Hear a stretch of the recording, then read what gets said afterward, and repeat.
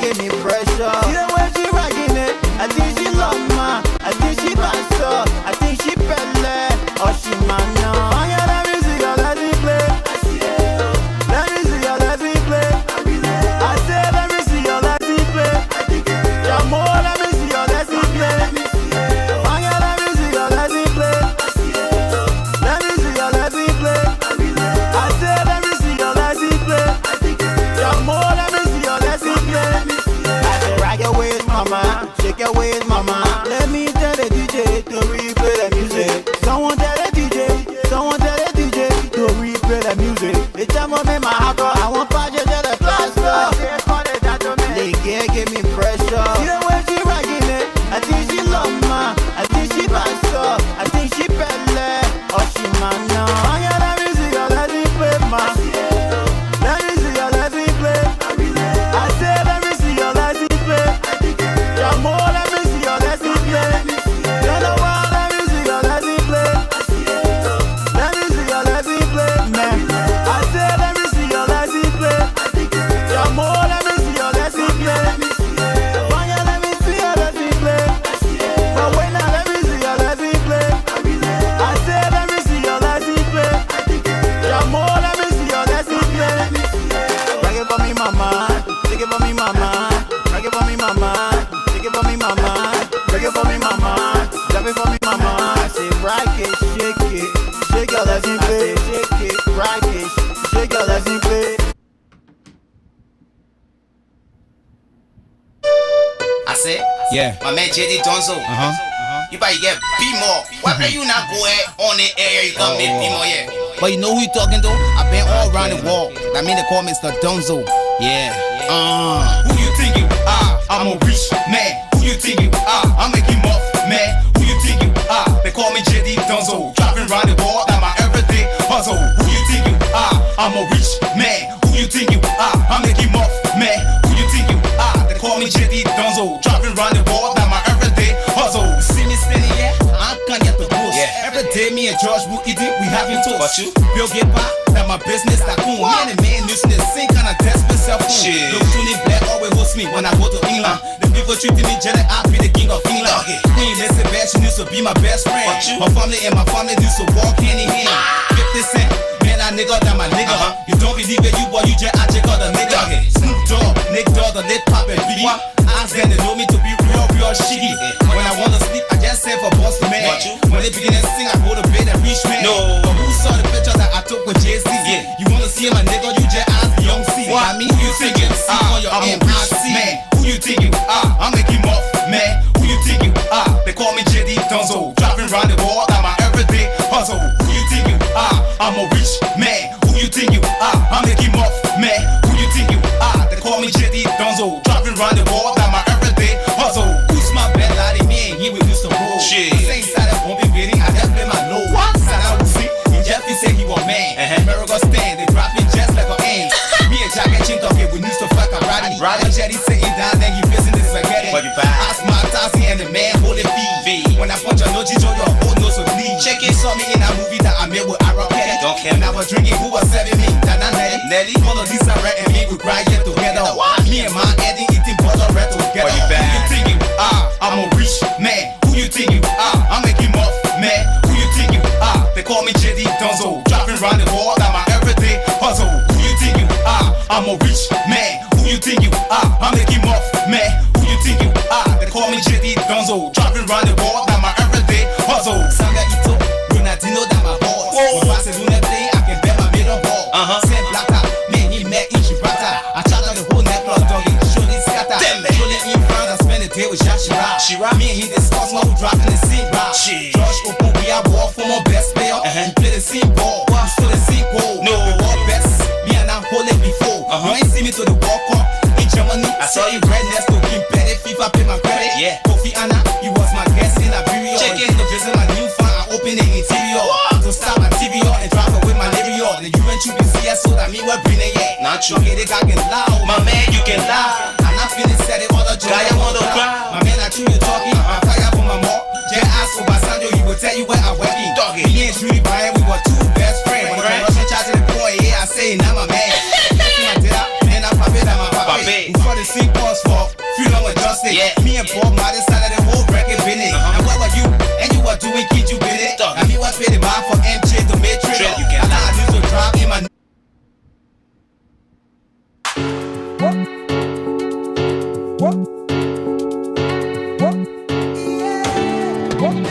Come in, baby. Hey, baby. They can stop it. Now I little jack up it. King Karo in this bitch. Hey, baby. They can stop.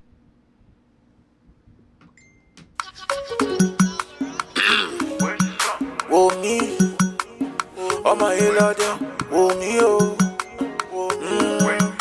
Oh me. Demon watching, they won't see us fail. Which girl watching, they won't see us fail. Give me a chance, let me poo you. That your wedding day, let me poo you. Give me a chance, let me poo you. That your wedding day, let me poo you. Demon, call them Shaka Demon. Chimon, they belong in Chimon. Putting count to those that can't wait. You not back on, you now around the place. So you bounce, they took off them face. Jealous say we get them today. I say, demon watching, they won't see us fail. Which girl watching, they won't see us fail. Give me a chance, let me poo you. That your wedding day, let me poo you. Give me a chance, let me poo you. On your wedding day, let me poo you. The way you feel about me, can I stop my blessing? And you run things, why they stressing? Let me pop you, mama, on your wedding day. I buy the ring, I won't put it on you. Chicken soup, sweet jelly, chicken soup. Pepper soup, sweet jelly, pepper soup. Then I fight you, but you getting wild, well. Got a ring, and you got it, man, oh. Demon watching, they won't see us fail. Which girl watching, they won't see us fail. Give me a chance, let me poo you. On your wedding day, let me poo you. Give me a chance, let me poo you. That your wedding day, let me poo you. Popo, popo, popo, popo, popo, popo. Inda, oh me, oh, oh me, oh, oh me, oh. All my haters, I say, oh me.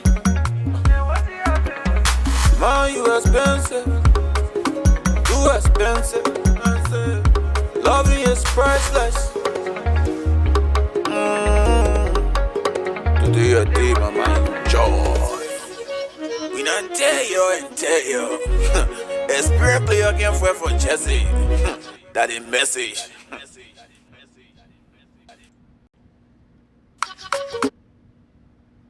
Lucas Rachel, a missionary in Cape Mount, and my children on the tomb.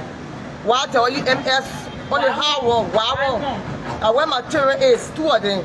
So he went there to go teach. He saw my daughter. He fell in love with her. He said he wanted to marry this girl. So he went. She told me she engaged me on it. I said, okay, if you love me, no problem. He said, Mama, you got a wife. So I said, then why now? Why he was saying he want to marry you with a wife? No. He said he told his wife agreed to go, hey, he wants second wife because the woman he married is an older woman. So I said, okay, if you love me then, y'all can come over, where he bring you to see the family. So she said, okay. So later on, after 1 week, 2 of them came.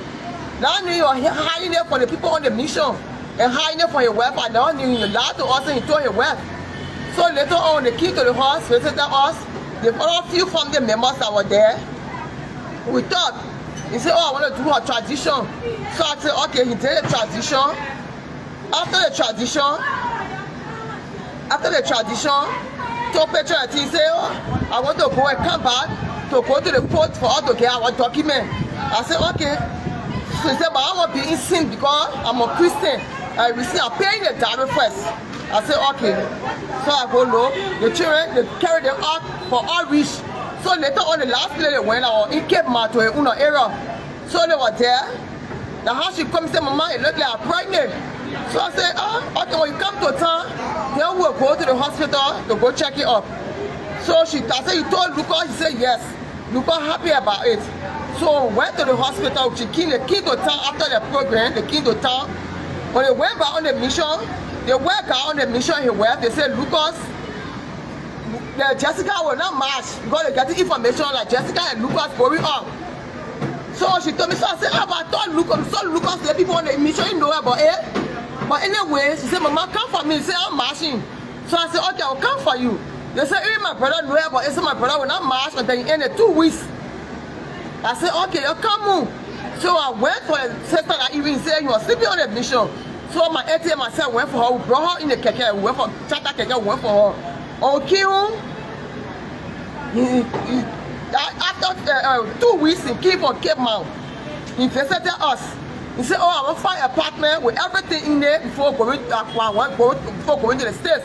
So I said, to find an apartment, it will be hard for now. So what we do, let she be with me, so in our own place. You can go and come, or you come back, or you can send the money. Then we can find a place. He came that night, that evening when he came, they went inside. Now they get a guy, they back out to ERWA hospital. Went to the hospital and said she was confirmed that she was pregnant. So they gave her medicine and thing. They said, oh, they did her ultrasound. They said, yeah, that true, they better there.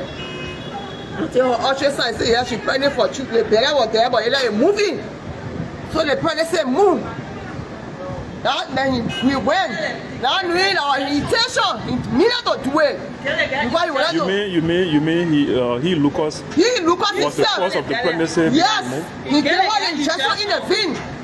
So that night, I called her back. I said, oh, Lucas gave Jessica injection, but he said, oh, her legs weak and she bleeding. So he said, you sure you do an intention on it? I said, I don't want to believe that. Because the way he can behave, like he's so lawful, taking, cherishing the family. So I go low. Today, after a few times, Lucas said, I'm coming to the key today. I was just telling you I was going to come. He said, they want to share in the apartment. They may begging him to take you on the airport. So he will come today. No, the man, he said, the man said, you're taking on the airport now. Okay. So you are coming today. He postponed the trip today. So after she came, I got notice, she said, oh man, Lucas taxi one and all. He said, coming. So Lucas came, was saying that in front of the horse. He came, he went inside, Jessica came outside to the car too, and they went inside. When they went inside the talk, Jessica got in the car. Inside the horse. Got in the car, he said, oh, our father was having entertainment plan. This would make her happy. He said, the pregnant said, Mommy, I'm very sorry for what happened. I know it was not easy, but I'm sorry. Acting like he feeling so bad. I said, no problem, because if I go away, I'll let it be done. So he went inside to her. When they finished talking, the two of them got in the car. When they got in the car, they left. As soon as they left, I said, I go back. I went to church. And the church closely on me. I tied my lap out. Under the transfer in Josephine. I went to church after service. But while I was coming back, because as soon as I went, they almost said, no time today, that short time. The person who had benediction, after we finish praying, I pay my offering and thing. Which means no long service. No long service. Yes. So while I was on my way coming back, and I very never when the better move, I was rushing to the hot cleaning. That's the time. Before I came out here, I came to one clinic at night. We had to patient shop. They said they want to take on to the TSC. I said, no, let me call a hospital first. But I couldn't get in, and I couldn't get in. Later on, I started testing, just start testing, say, oh, I'm bleeding this and like acting like it's so feeling bad. Okay. Yes. So when I came on the back coming for service, then I saw the car, they left me for almost 30 minutes or 45 minutes. I saw the car passing by me to Giant Market. So I said, oh, but Jessica and Lucas going out, maybe like in the essay area, going fast so I could sit down. So I went home, I stayed sitting in front of the house. My auntie was poking from my brother. He said, you want to for food, so she was poking. So I said, AC, I saw Lucas and Jessica in the car just about there.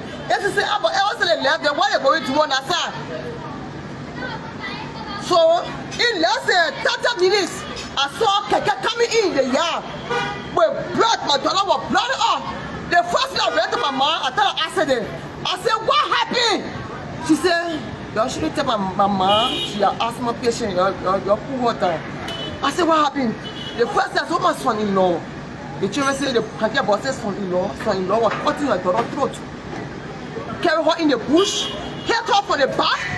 You are cutting her throat. That one boy was passing, one keke boy. hitting. I don't know motorbike boy can get ball hitting with something from the back. When the boss part that you got to the get throat. Well, they were unconscious. They had the ball hitting from the back. The people start coming around, he join the car. They speed the bus, they met, they say the met over that small speed. So the local person in question, is he a Liberian or is he a foreigner? American, typical American man. White or black man? White man, typical American white man. I'm talking about so, my brother. People wear on the traditional wedding, I get the picture and thing. My daughter phone, he said somebody on a mission to see my daughter phone because of the show everything. Okay, those who are watching you, including Freedom FM, what do you want us to do for you? Explain exactly what happened on the scene. Explain exactly what happened and how you came here. Yeah, I'm listening to you. Go ahead. Okay. The only thing I don't know the police officer's names involved, but you guys can figure that out. Okay. She asked me to help her with $150 US, Okay. which I do monthly. I went there to her parents' house after I ran a few errands in town. I think you have some of my receipts over there. Okay. I go and I give her the $150. She gives it to her mom. Her brother was there too. She asked me for milk, cornflakes, and a few other things. And so the two of us went from right there. They live around something shop junction. And I carried her to Harbell supermarket. We bought cornflakes, we bought all of those things. And even if the receipts are going right now, you can even ask Harbell, they can show you footage of us going in there together. Why would I be buying these things for someone who's going to hurt me? Then from there, we decided that I could drop her. I don't have to take her back to her parents, and that I could drop her there because of Barnardville Highway. She would get a motorbike and she would get back.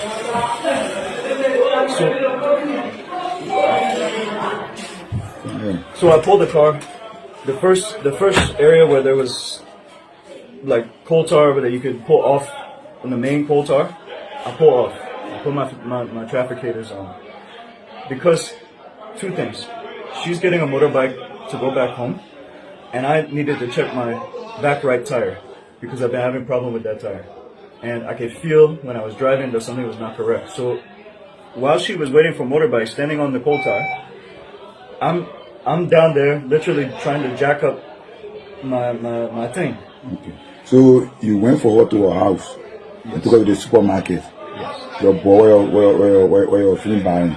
Right. So in our direction, she was getting on bike to go back home. No, after the supermarket, we drove for a small time to lecture. Then she said she would take motorbike to go home. Because, I mean, the cornflakes and everything fit inside plastic. Her parents know you? Yes. Her parents knows you? Yo. Huh? Yes. Okay. Yes. Because I asked their blessing, and when we were starting to have a relationship, but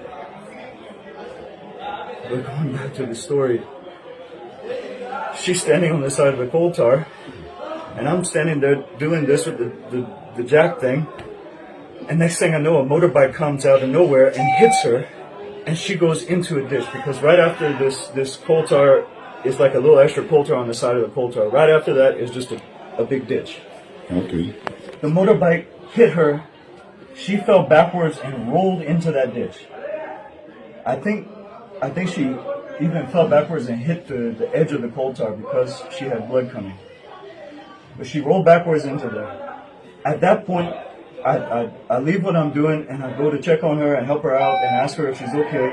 I bring her up onto the coal tar. And at this point, this motorbike driver that just hit her is yelling out to other motorbikes, KK, whatever that's driving by, and this big lorry, big truck, big red truck that was carrying, I don't know, a dump out truck, something like that, telling them that I hurt the girl, that I did something to the girl. I don't know how they were saying, but they were yelling it out, screaming it out, and so they're stopping, and all these motorbike guys are stopping, and they're vexed at me. I'm walking around the front to go get in the car. She was walking around the front with me. She goes around the front, and she's coming to get in the car. Then something goes through the window and comes and hits me right here on the head. And when it hit me, I did like this on the steering wheel. And one of the guys took a big stick and started pounding. He came in front of the Land Cruiser and he started pounding on the thing. And so at this point, she's telling me to go. She would be okay as me then one because they think they're probably going to get money from me. I had $400 US in my pocket. No, 350 because I gave her 150. I had $350 US in my pocket right here and some small in my wallet right here. It was becoming so bad, and the truck believed that I was doing something wrong, so he was wanting to stop me. She's telling me go, and everything that I've heard about motorbike drivers in Liberia is that if something happens, you are always wrong, especially if you're from outside, because they think they can get money from you. So I hit the gas and I started going. I didn't hit nobody. I even hit before I put it in gear. I did like this so that they backed up, and then I went. And of course, the motorbikes were following me, and the motorbike that hit her already had his motorbike out of the something. All I remember is that it was a red motorbike with a license plate in front. That's all I remember about it. But when they started following me, and I didn't know where to do. The only thing I knew was go to the first police officer that I could see. Okay. So what is the relationship between this guy and you? So I get to the first area where there's a police officer. And that police officer was so scared because he got hit with the same things they were jumping at me. They busted all my windows. You go look at that Land Cruiser. They busted all my windows. I saw it. They hit that police officer. He told me to keep going to the next police. He was going to try to stop these people. Okay. But that didn't work. Finally, when I reached to the I don't remember the exact how you call that area, but that goes onto the Walla. The police officer came and said, let me drive. Sorry, I'm still bleeding from this. Explain exactly.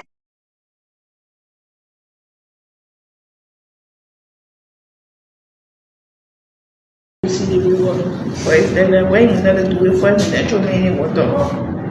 Although when we went there, the gonna boss name, they see where me they want their money. So he say he missed the road, so the director in the play. But the chain was behind us. So he couldn't do anything but first before we get out from the car, he took out the net, big net. He said, I fed a snake, so in case one see snake, then we'll kill it. And laugh with it, I expect so we get up in the car and put the net in your pocket. After we go to the door side, people were playing it there, so we couldn't do anything. So they thought, when so gonna push it up, he said, the people, he said the bush, but the bush around, but the poor people. The same thing, yeah, in banana field on the other side, you straight to go patient and drive my guess. So he said, let the go pee. And I said, okay, let me go to the water bottle and go pee. But after peeing, he said, he sees some animal in the bush. That they put it there in his pocket. So when he said, oh, can't see her. I saw the animal, seeing only the animal, the abortion. I said, myself, I'm scary. I just stood up behind him, but it's the one going to go closer and just want to. Explain exactly what happened on the scene. Explain exactly what happened and how you came here. Yeah, I'm listening to you. Go ahead. I thought love supposed to be 50-50, right? I thought love supposed to be 50-50, not 10 and 90, right? They say rich man back home. He just went back home from a reliable source. And y'all know me, I don't lie. I like to be very honest with you guys, right? Not to say somebody called rich man, not to say, and I heard rich man for it. Let me welcome you to the Magnificent Abraka Talk Show here. We are here tonight with two distinct Liberian individuals. They will come, they will introduce themselves. My sister, how you doing? My sister, how you doing? Good afternoon, good evening, good morning to our listeners wherever you find yourself. I hope you guys are okay. Hope everyone is getting through the way they're supposed to get through. I'm doing well, AB. How about you? How's the family? I'm doing great. I'm doing great. I'm Steam Bungay. You guys know me. Some people know me to be Timandra. Um, Thank you for the opportunity. We had said 2 weeks ago that we were going to be on here to discuss social issues and issues that affect us as a community, wherever we find ourselves as Liberians, be it in Liberia, be it out of Liberia, wherever you find yourself, that setting is your community. So issues that affect us, we have said we were going to be discussing those issues. And today we want to shed light on social justice, what it means, specifically the case of Lucas Richard and Jessica Lloyd. We want to shed light on what's going on, how far it's at, and if she is ever going to get justice as per previous happenings within our country. Um, and with that, we do have our brother on here. I don't know if he's here already. Um, Somebody to, he's on the ground. He knows what's going on. This is his area of expertise. He's been an advocate forever. Everybody knows him. If you haven't, well, this is your chance to meet him. I know that Pele Oloma Bobo, that boy get more. The boy not scared. He's scared. But we're looking to have a good evening, AB. We're looking to have an interactive show with the audience. So let's see how it goes. Thank you for the opportunity, and I hope this will be short, sweet, and to the point. Yeah, my brother Tatos. How you doing?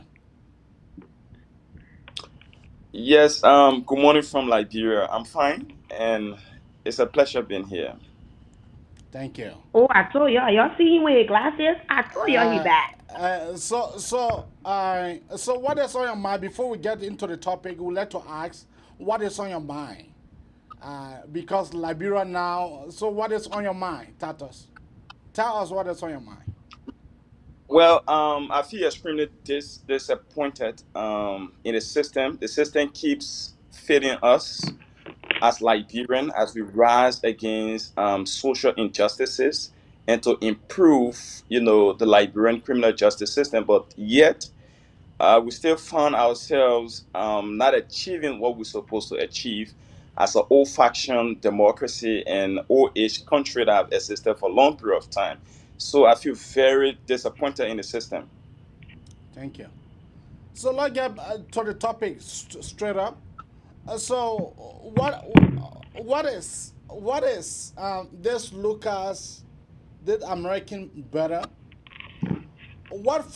First thing for what he went for in our country?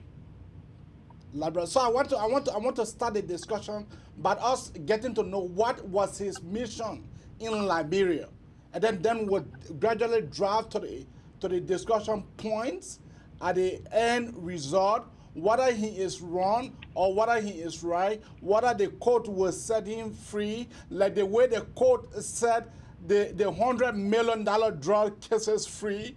We'll get to that. So any one of you can be able to quickly just tell us, I mean, why Lucas went to Liberia? Temedra? Um, as far as I know, Lucas went to Liberia as a missionary. Accordingly, as they say, allegedly, because the reason why I say allegedly is because the church that he claimed to have had a relationship with have taken their hands out of his business. So Creekside Church, he is supposed to be a missionary in Liberia trying to win souls for the Lord. He is supposed to be a missionary trying to evangelize. But a lot of the evangelism carry him to the place not supposed to carry him, and he had to use the net to get himself out. And this is a topic, AB, that for the most part of it, I would just, listen to Titus because he's on the ground. But it hurts me so bad. I feel it hurts my gut Why? that he had the audacity, that he had the brave mind to pick up Neff and put it in his back pocket and brave enough to slaughter somebody else's child like an animal. That he knew that nothing will come from inside, so what's the point anyways? When I do it, they will just say that ritualistic killing because everybody can just leave it on the government anyways. What prompted him to get to that point? And because I don't have nice things to say and I don't want to get emotional about the entire case, that's why I haven't said anything up until this point. For me, so many things are wrong with this case. So many things, happened that led up to that point. And those are the things that I want us to get down to the bottom of and then move on from there. So, Yeah. My discussion, my first point is that I wanted to know why Lucas went to Liberia. Now that you have made it clear to our audience that Lucas not only went to Liberia just as visitor, but the brother went there as a missionary. So now, the missionary, I am concerned, right? Because every missionary, either you are married, or you are Catholic priest, or you are Catholic something, and then you are not get nothing to do with woman, right? So that's what I know, right? But to say that this man was married, and the man told the lady, let first of all get to Tatos. Let Tatos give us his point. Tatos, the floor is yours. Yes. Yeah, so in continuation of where you stopped, he had earlier informed his wife, according to him in the USA, that he fell in love with a Liberian girl, that is Jessica, and he needed to marry her. And according to him, Lucas, the wife granted him the go ahead, and eventually the parent of Jessica also consented to the marriage, and they got married. But again, Lucas, to cut all this conversation very short, Lucas is so extremely wrong. He's wrong because genetically he seems to be a genetic, like it is in his gene. He lies. There are dissimilarities between Lucas telling the police he did not attempt to kill, and Jessica is telling medical practitioner that Lucas attempted to kill him and to kill her. There was also a scenario where Lucas forcefully injected Jessica. So that alone, even though the current charge sheet from the Ministry of Justice and the Liberian National Police says attempted murder and aggravated assault, but he's already performed abortion, forceful abortion, and under the Liberian law, the criminal procedures law and the penal code, abortion in Liberia is a crime. So that alone, Lucas should have been preliminary charged for abortion, aggravated assault, and attempted murder. But again, the state, But before Lucas could get to the point, what did Jessica parent did? For the fact that they knew that Lucas had injected their daughter, and the mother, we have the clip here, the mother said that the brother came to him, to them, and said, oh no, you're sorry, because the girl had lost the pregnancy, so I want to make her feel happy. What were they thinking on? well, in this scenario, I want to believe that the mother was so compromising, and she may have also given, Lucas the second chance to frequently abuse Jessica, because I mean, as a missionary, you come to Liberia to run your foundation, to run your your church or whatever religious institution you want to run. You do not have to get involved into extramarital affairs or extramarital relationship. So, but for the mother of Jessica to have guaranteed the relationship between Jessica and Lucas, that alone proves that she was more compromising in the situation, and on the law should also hold her, guilty for that as well. Yeah, but in a Christian doctrine, does it get married to 2 to 3? Does that written in the Bible that people can get married to 2 or 3? Well, I am not a Christian apologist, but what I can say is that a man is entitled to a wife. But if an American missionary can come to Liberia who have already married and want to marry our Liberian sister in the name of abusing her, that again could be part of his religious belief. But my own belief says one man for one woman. Okay. Let's get to Tamandra. Tamandra, you have anything to say because this the whole case is looking rocky. The things I want to say, like I said, maybe I haven't said them because I don't think they're nice things to say, just because of the way I feel about the whole thing. How you feel? I don't. How you feel? Bottom line is, I feel like Jessica's parents sold her out. Okay. That's how I feel. When I said he had the audacity to do the thing he did, it's because, like Titus said, he had too much leniency. They were too comfortable with him.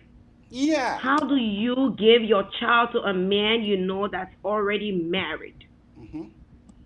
And he's just not regularly married. He's a missionary too. I can say the things I want to say on here. I can't express myself the way I want to express myself. But he is no, you have to express yourself the way you think that you can express yourself, because this is one of your show. So you need to express yourself the way you think. But like you said, I strongly believe that Jessica parents saw her already, because for the father. Yeah, go on. I saw messages, exchanges between Jessica's father and Lucas, telling him, we're very grateful for you. We thank God for you. Thank you for making us happy for the things you do. So what things were he doing? The money he was giving them, providing food for them? What prompted this entire thing? Are they so poor to the point where they had to sell their daughter? Is it Jessica's self-esteem? Because we all know in our country the children are looking for living though, right? But what is your role as a parent? Especially when you know he is already married, he is supposed to be a missionary. On what planet do you hold direct payment or hold cola for your child to a man that is already married? And I'm guessing Lucas just said, I will do it. I just buy please to get go. Nothing can happen. Maybe Jessica parent, maybe Jessica, that her name Jessica, maybe her parents are Muslim. Even this does not cut against across religions, AB. It doesn't have anything to do. I'm just saying. So, I mean, it still doesn't add up. I know when you're a parent, you're a parent. It doesn't matter where you find yourself. Mm-hmm. You are supposed to be protective of your children no matter how old they are. Okay? I can be 50 years old. I'm still my mother's daughter. I'm still my father's child. Okay? So regardless of their religion, regardless of where they find themselves, it was their responsibility to protect her. It was their job to shield her from predators, because Lucas definitely is a predator. He found the opportunity to hurt her, and he did. And I'm disgusted.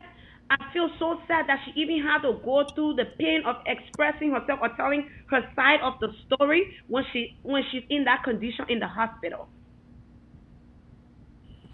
I really don't think she should say anything anymore until she's better and give her side of the story. Because what I heard, so many things are wrong. So many things are wrong. Where is Lucas today? Morovia Central Prison, for how long? All the other people they've been carried to jail, where are they today? Where are they? Why aren't the mothers getting angry?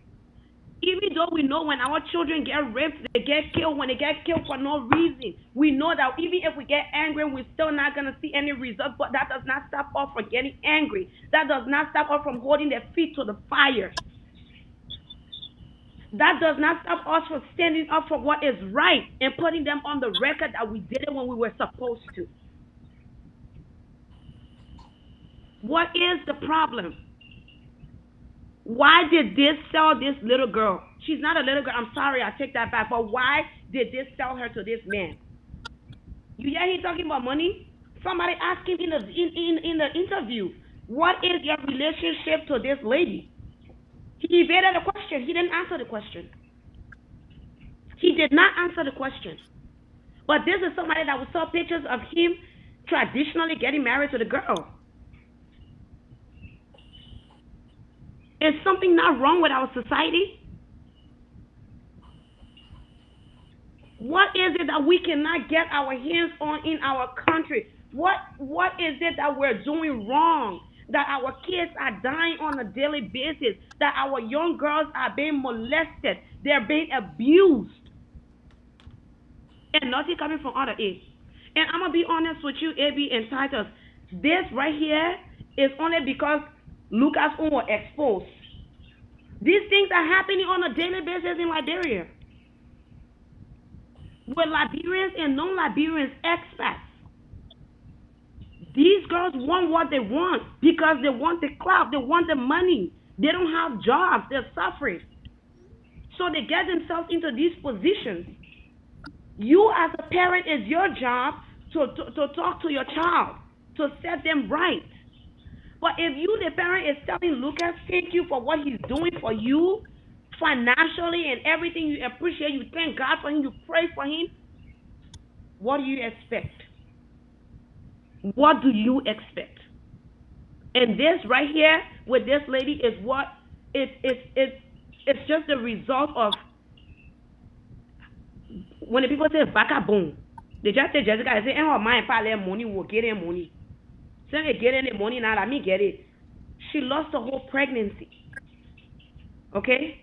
And you as a mother, don't hold her close to your heart and say, you're not coming around my child. You hold her tight and say, I don't know what happened, but it's never going to happen again. No, let her go with the same man because he won't carry her to the supermarket to buy her cornflakes and cereal or milk. They knew what would happen because according to the mom, it said that Lucas gave her injection. Is that Lucas a missionary or a medical doctor? He's a missionary. He is supposed to be a missionary. He's a fake missionary anyway. He is supposed to be a missionary, but the people, the church he associating with, the church said they not know, he not part of them no more. So who made him missionary? But one thing I know for sure, even if he's not a missionary, he's an American citizen and he is accountable for his actions. So accountable for his actions. So let me go to you, Tata. So because according to the American law, an American citizen cannot be judged outside of the U.S. An American citizen cannot be judged outside of the U.S. So do you think that the Liberian government should be able to carefully turn Lucas over? Although he committed a crime though, although Lucas committed a crime in Liberia, and he left mark, unerasable mark, on the people's daughter, do you think that the Liberian government should be able to give Lucas out to the American people? Well. I don't think the Liberian government should turn over Lucas to the U.S. government in the name of supremacy. Lucas, I think there's exception of that law, and if you're a diplomat, for instance, you come to Liberia on a diplomatic mission, and you can be prosecuted in Liberia, you can be extradited to the U.S. It happened in Kenya in 2016. There's an American man who's currently facing a 40 years imprisonment term there for raping, several children and sharing those videos for business purposes. Currently, he's in Kenya facing his jail term. So, what I think the Liberian government should do is to enter into, court trial. Lucas should face state trial. That's why we should be advocating for like what we did day before yesterday. We met the United Nations High Commission on Human Rights and recommended that Lucas face state trial. Because in this event, if Lucas does not appear in a court of competent jurisdiction, according to the Criminal Procedures Law 18.2 of the Criminal Procedures Law states that the state may dismiss a criminal case if the court does not proceed with prosecution.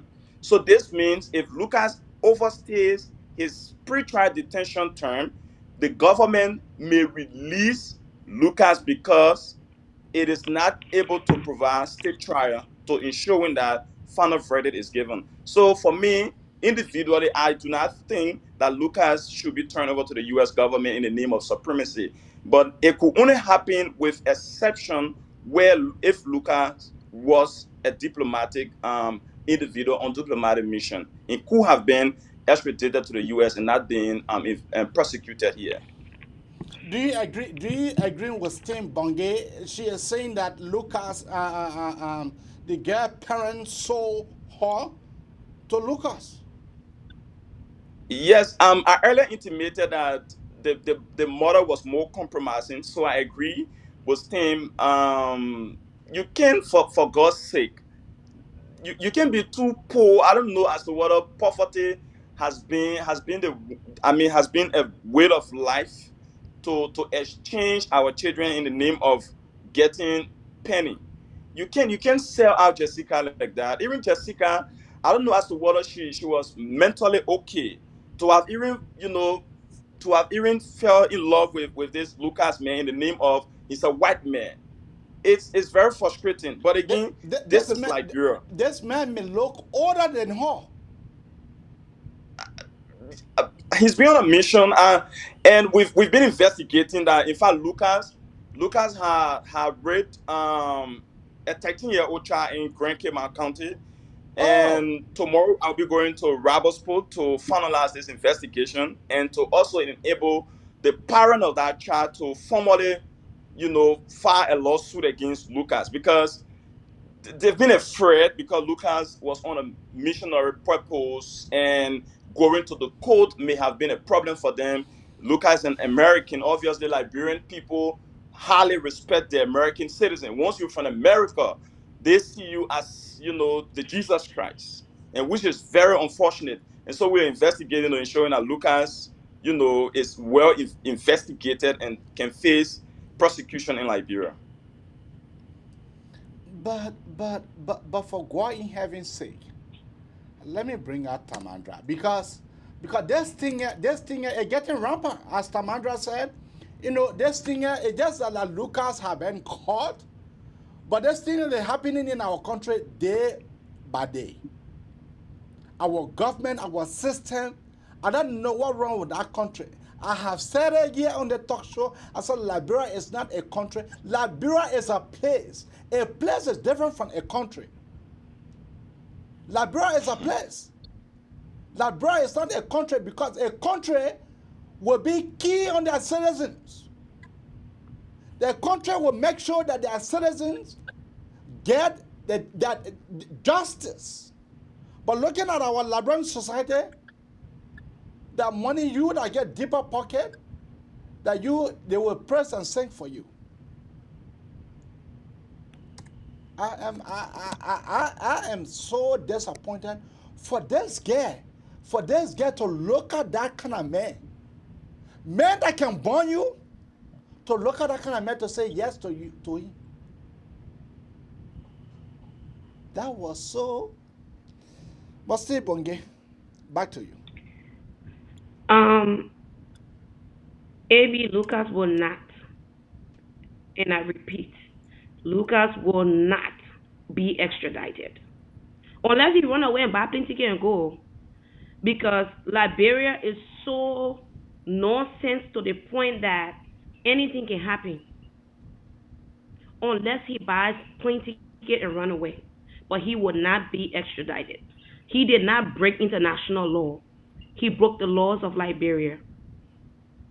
He must be tried in a court of competent jurisdiction within the country where that happened. But he will not be extradited unless they want to use, I don't want to say scam, under the pretense of diplomacy or international relations and all that type of stuff, but it still should not happen. Where are the people today? The compound that Princess Copper was killed at, who's in jail? Okay. Who's in jail for that? Is Lucas Richard on a no-fly list that he cannot fly out of Liberia? Is there a way that when he won't run away and travel through Sierra Leone or through Guinea, our people will catch him? But your people are hungry. Your people are hungry. Your people are not been paid That good. is exactly the point, AB. The people now are not been paid good. The security men and money, the checkpoint between Liberia and South, that man are looking for a daily bread. That man are looking for it. So someone Lucas, even the gayer people, even the gayer parents, they are looking for it. You know that as a receiving reliable source, that they have already started talking to the dad. Wait. Who's talking to who? Lucas' wife already talking to Lele. I don't want to call her Lele. So they can withdraw their kids in. So they can drop the kids and send them out of the country for treatment. Because that's the line they always use on our people. That's why I said this is only because Lucas out there. Okay? What happened to all the people that are on the gold mining? That they calling women. Do we know what's happening? What happens to people's children that are being molested on a daily basis? If he got the audacity to go call Jessica after giving her better and falling the better to destroy evidence, that they say investigating. What if that is true? So this is a serious. I don't even know what word to use on the man. So I want for our audience to be able to quiet tonight, to be able to tell me what part of the Bible that says that missionaries should be able to marry. No part of the Bible. If he stop, the Bible says there will be some people will blaspheme. Lucas does not have an ounce of Christianity in him. Not 1 ounce. The men are missionary from in the U.S. You think they never interviewed a missionary for them to be able to go to Liberia? You think so? It be stop. No, but the man is a missionary, Tatas. The man he is supposed to be a missionary, but he's not. He's not. What missionary acts like that? What missionary acts like that? One missionary was an example of having 2 wives. And then I want send it one I want in conformity with the missionary Benedict. Me go call her too. I will say that come and kill her. So because they say we are coming banana so much. But yeah, it's Martin though. They may destroy the pregnancy intentionally to destroy evidence. Not only that, the phone that they took the picture with, when the guy was paying this guy dowry. After that, the guys pay people for them to go rob the guy to go able to take the phone. But so unsuccessfully, they did not succeed. So the guy was doing that for him to be able to destroy evidence. You hear in the police station, when the policeman asks him, what is your relationship with this guy? He did not answer. And that's what I'm saying, he would not be extradited. So tell me something, AB. If Lucas is by hook or by crook extradited, do you think Jessica will ever get justice? He and who going to judge that case in the U.S. Court of Law? What place Jessica will be to go tell her side of the story? What place they gathering evidences from? How does that work? And as we speak, Jessica is on a very critical condition. Tell us about Jessica's condition, my brother. Jessica is on a critical condition. She's not even responding to most of the medications. I've been informed, and I think key interest groups, people from the diaspora are trying to take her away from Liberia for advanced medical treatment, and so it's becoming very worsening. And this is time now for the Liberian government, in their own conscience, in their own likeness for social justice, to ensure that people have fair trial, fair treatment under the law in our democracy. That this Lucas man should face state trial very promptly before it gets too late. I'm not praying that Jessica dies, but in an event where Jessica dies, I mean, the burden of proof lies on her. And obviously, the state is going to be the state versus Lucas. And it should not be in this scenario. So I think Lucas should now be facing state trial. And the government is not saying anything about it. They're not. They're relying on 18.2. They want to dupe the entire system, the entire criminal justice system, to favor Lucas. They want to delay, state prosecution, and at the end of the day, because pre-trial detainees have right. When you're accused under the Liberian law, according to 16.2 of the criminal procedure law, it states that an accused is presumed innocent until proven in a court of competent jurisdiction. So Nana, as Luca is at Moreover Central Prison, it does not mean he is guilty of the crime. It means he is awaiting, his trial, and he's been accused of a crime. So the state now has to promptly enable that Lucas appears in a court of competent jurisdiction to get final verdict. Why is the state delaying? The state is delaying because it does not want the state wants to dismiss this case because the court is not trying to proceed with prosecution. So it has happened in too many scenarios. It happened in Katie Meyer case around here, the More Than Me saga. Katie Meyer today is in the United States of America.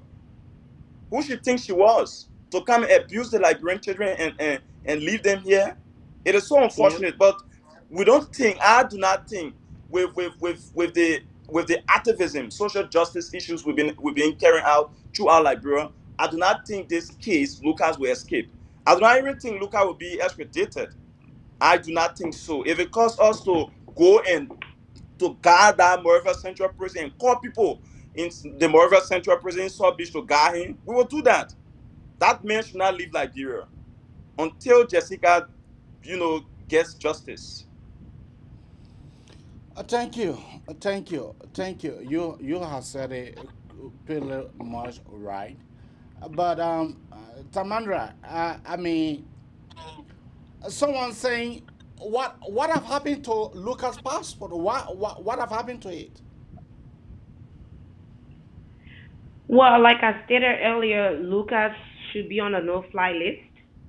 If he is in jail, his belongings should be seized as evidence, and he should not have his hands on his passport. He should not, at any point in time, his lawyers should not have their hands on his passport. He should not have it. Now, we don't know if he still has it. We don't know if his lawyer has it. We don't know if his wife has it. We don't know what's going on because Lucas is in jail and he has not been tried yet. Officers, Until I'm he coming. is Officers getting. of the Liberian National Police are currently safeguarding Lucas' properties in Cape Mount. When you go to So if Lucas they're area, safeguarding his property, then they probably will have it, but we don't know. I, as a person, don't know what they have. Tatas, as you're saying, you said the police is what? the police are safeguarding his properties in Cape Mount. You're not allowed to go to Lucas area. You're not allowed to enter his place. So his passport, most of his belongings are currently within that place. And the police is even prioritizing his security than Jessica. Could you imagine it is private citizens are taking full responsibility of Jessica medication, her bills? It is private citizen. The government is not doing anything. The government does not have money to fund her medical operation. But yet they are deploying hundreds of police officers at the properties of Lucas Richie. You see how unfortunate it is in this country? This is how far we've come. Well, And AB, with the with the lowdown of our police officers, right? With the don't know how to do their jobs, Liberian police officers, right? I'm gonna be honest, I don't even trust them. Lucas had this whole thing planned all along. When he decided to go slaughter that girl, he knew what he was getting into. What if his things are not even like his important documents are not even in that house? What if he's using the same Liberian National Police somebody from money to go take it from there and keep it for him? What is it? What if? We don't know. so what is the way forward? The way forward is for us to get a speedy trial. He must be tried. He must be persecuted if found guilty. That's what our laws says. Our justice minister, our justice ministry, our ministry of gender, they should all be involved in this. No, they will not be involved because this is not Madam Weir. The general minister. You see, that is the reason why I keep saying I said Liberia is a place. When that guy wrote about Clyde Weir, about Weir in his book, the women that get up. But now this is another woman. The general minister, they are quiet. The general minister, they are quiet. They are quiet on the case. They are acting like, like you're wasting water on their back. This is a time that Liberians supposed to know that there's a gender ministry. This is the time. But at this time, the gender ministry, they are seriously, pressurizing on the campaign or depending on the campaign, resources, they are solely and forcefully, other than in the regalia, they are concentrating on the campaign than even their own citizens. That's how far Liberia is. And that Imagine is Jessica's mother is crying for money to rescue her daughter. Imagine that. A government official cannot even go to that hospital and say, I'll honor right, I'll pay for the entire medical operation bills to ensure that this girl receives treatment. Imagine Jessica. Imagine that. Her mother is crying. Her mother needs help. The gender ministry there is playing politics. They're running campaign in the name of re-election. While Liberians are victims of social injustices. Will you imagine? So tell us. So what is your way forward? What is the next thing that you plan on doing in that country, Liberia, in that place called Liberia? What is your next mission? Well, we day before yesterday we met the UN High Commission on Human Rights and petitioned the UN representative here in Liberia, and they committed to working with human rights defender to ensuring that Jessica gets justice. And we were able to, but we were not able to meet, the Minister of Justice, that is Frank Musa Dean. Quite unfortunately, it will interest you to know that on Friday, the Ministry of Justice of the Republic of Liberia had no official. There were no official at that ministry, so we could not go there to petition the Minister of Justice. Imagine that. So we had to we withdrew the petition ceremony at the Ministry of Justice and presented our petition to the UN people here in Liberia.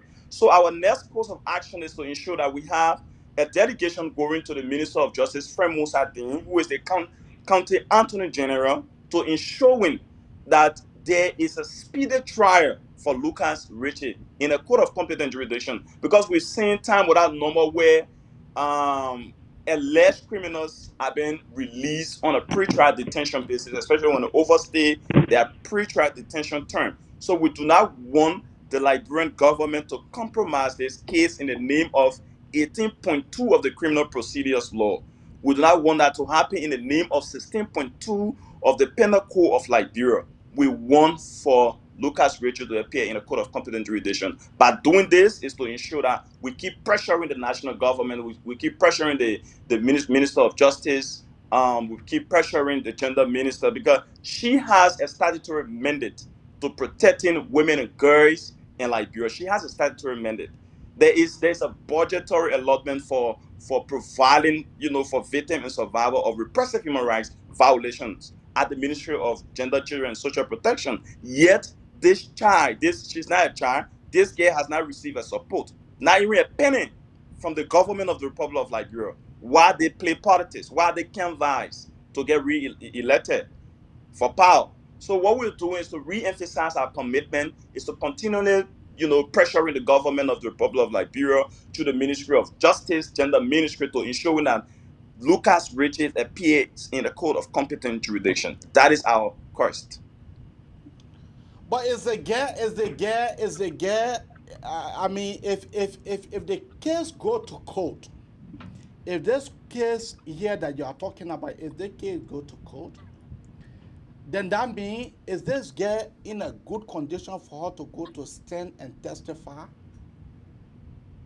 She is not currently she's not currently in a very good condition, and I can tell you that she'll be in a good condition. So the system, the court system, or the criminal justice system will rely on the recording from her doing operation.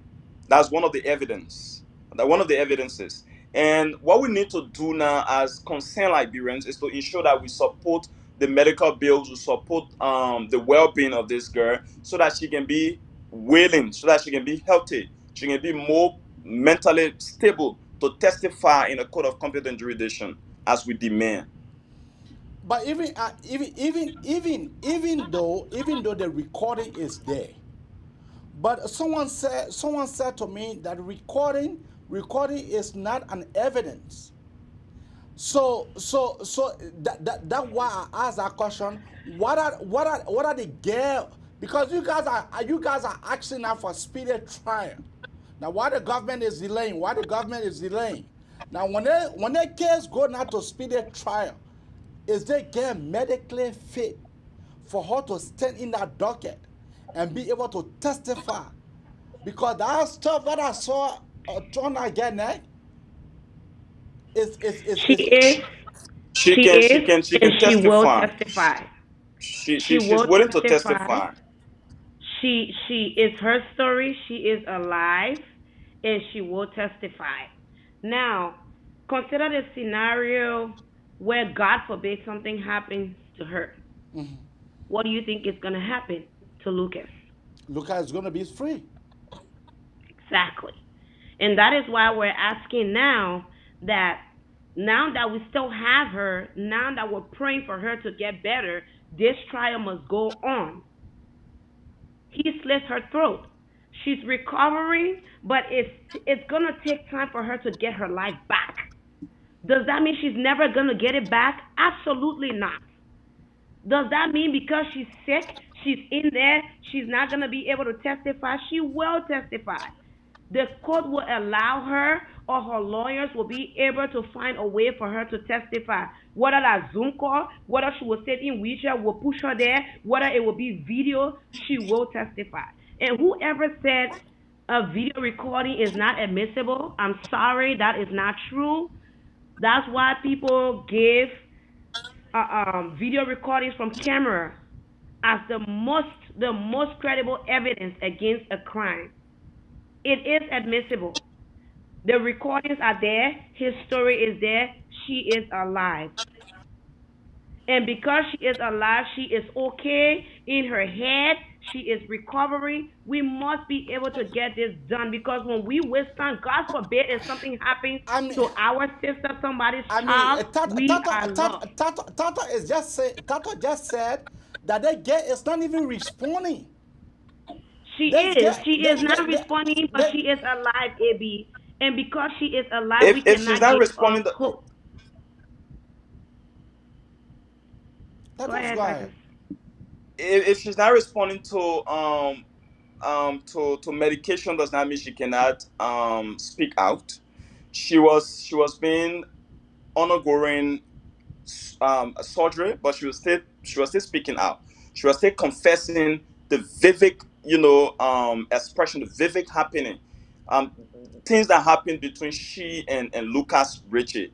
And I'm quite sure she can be able to respond. She can be able to answer a few questions in a court of competent jurisdiction when the state, sent for Lucas Richie. So in this scenario, it is just the state that has to say, we now, open this case, we now invite, Lucas Rachel to appear in this court.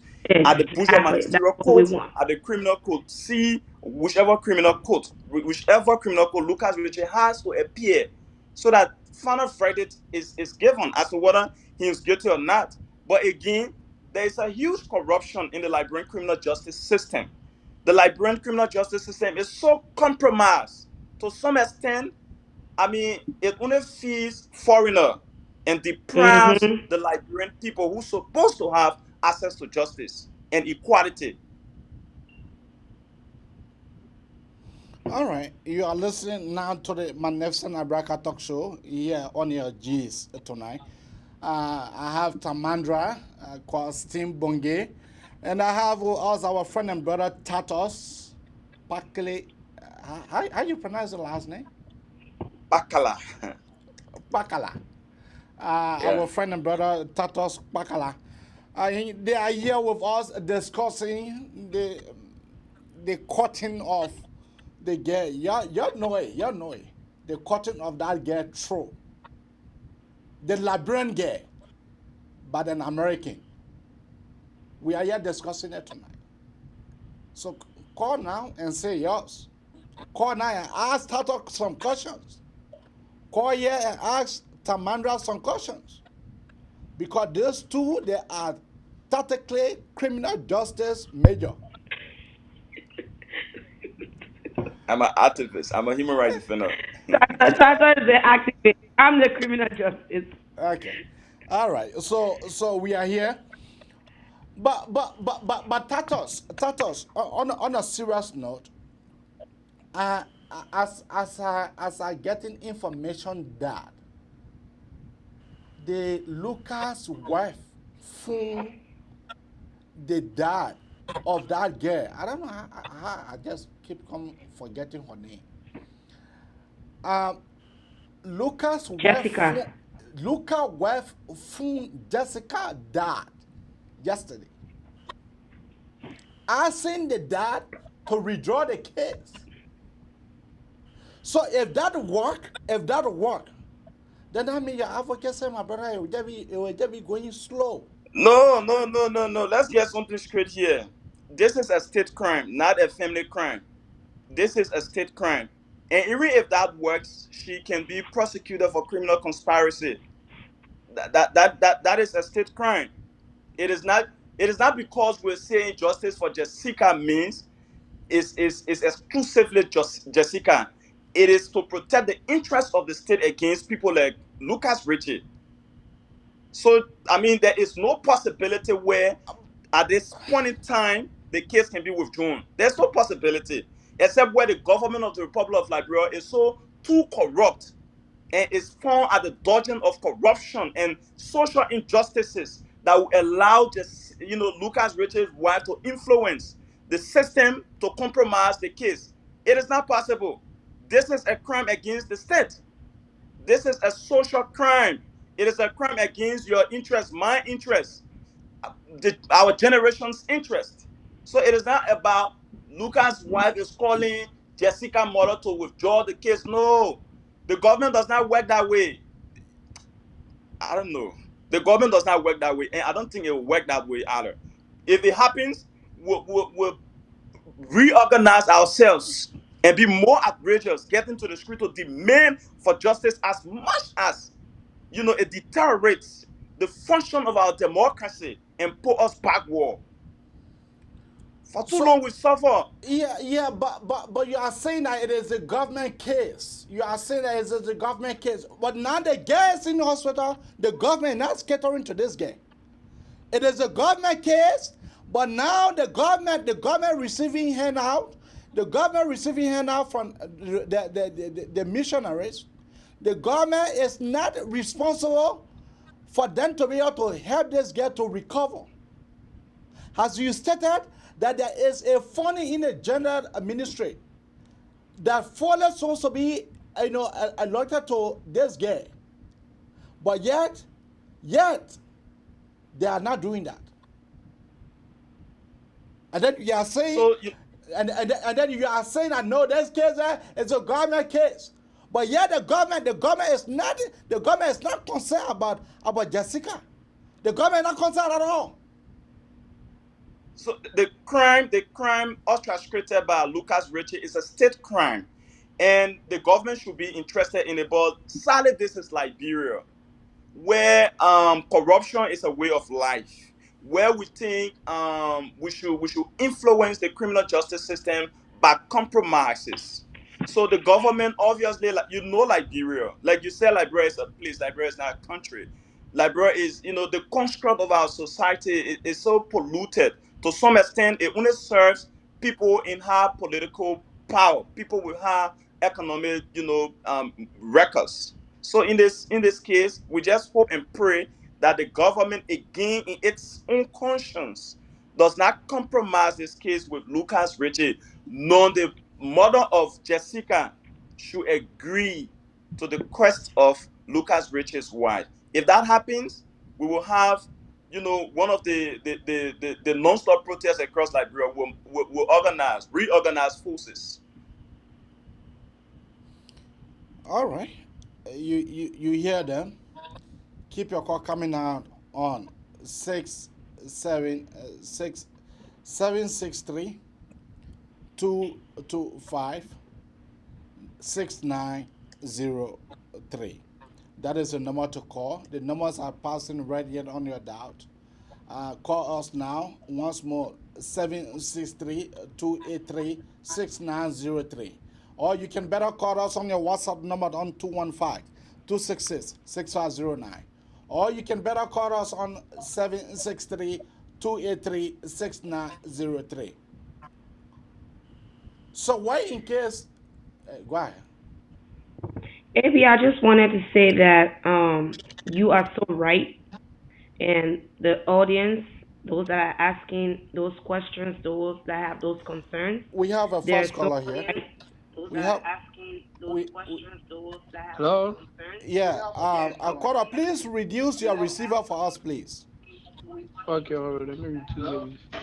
Hello, you getting me now? Yeah, you are live. Go ahead. Yeah, while the student, my name is Yonje, and I call in from the Twin City, Minnesota. Yonge, go ahead. Yeah, while the student, we all seeking justice for Jessica. I would like to ask the brother in studio that give the girl a chance so that she can recover. Because you see, the first time they went to the hospital to interview that girl, the girl was talking, you could see her screaming. And screaming like to say she won't swallow her spit and she feeling the pain. So the state will not just release her like that to go to court once she's not well. But right, she need to be well to be able to really testify. If possible, if she go to court, when she's not well, she go to court. Lucas' lawyer will be pleading that guy is under some kind of influence. She's not well, she's taking drugs and so. But she need to be in her right mind, go to court, explain her ordeal before the court, the state prosecute that man. That man already been charged, my brother. Don't worry, he will not. That case is not some of the cases that he can dodge. So I just call him my influence. Thank you. So you are saying, no, don't go here. That case is not some of the cases that he can dodge.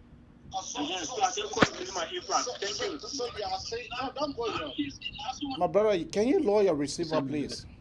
Yeah, lower the receiver already. So you are saying that they should keep Jessica here, let she recover. But criminal code A or B or C, the time is passing. Lucas lawyer, no, I'm coming. Lucas lawyers can say, because a criminal case, that crime against the state. So I don't think that crime it is bearable. But if it is bearable, then I said my brother Tato tell what I said it bearable or not. But So if Okay, let so me it, cut in.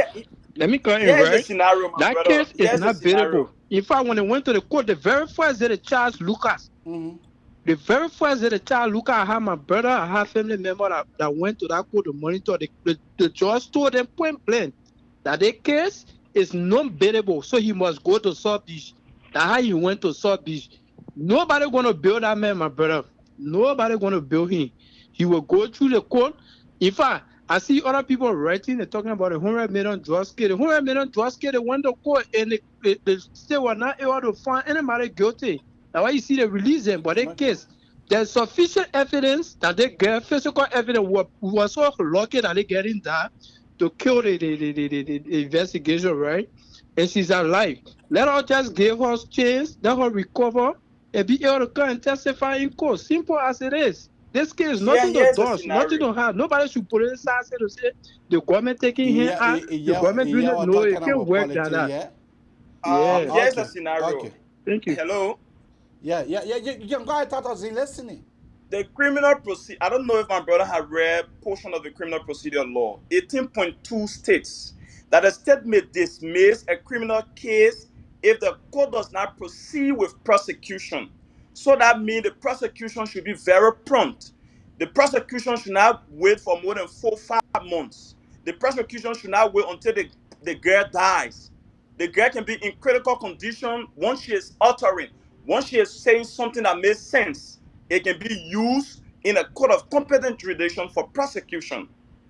Have my brother also realized that in 2021, Katie Myers, who brought the More Than Me, the More Than Me institution, charity organization here, an American who abused hundreds and thousands of Liberian children, who sexually abused them, were released. She was released and sent to the U.S. She's currently in the United States of America.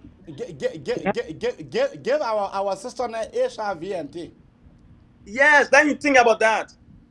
So it is now the state. It stays with the state to ensure that there is a prompt trial for Lucas Ritchie and that this case should appear in a court of competent jurisdiction along with Lucas Ritchie. This goes in line with our law, our organic law of the Republic of Liberia. If not, mind you, Lucas Ritchie as a pre-trial detainee under the international law to which Liberia is a signatory, that pre-trial detainees also have rights. So if Lucas Ritchie overstays his pre-trial detentions at the Monrovia Central Prison, he could be released on ground that 18.2 of the criminal procedure law states that the state may dismiss a criminal case if the court does not proceed with prosecution. This is very simple as we read, as we see, and interpret the law of our country. Thank you. I think what they don't understand, Titus, is the fact that just because the trial has been started doesn't mean that the case will end today. I think they don't understand that. We want it to start. Trial, a court case is not a one-day thing. It's not a one-day thing. When you start a trial, there's a defendant, there's the jury, there's everything. It's not a one-day thing. But we know that it's been started and there's no way he can escape from it.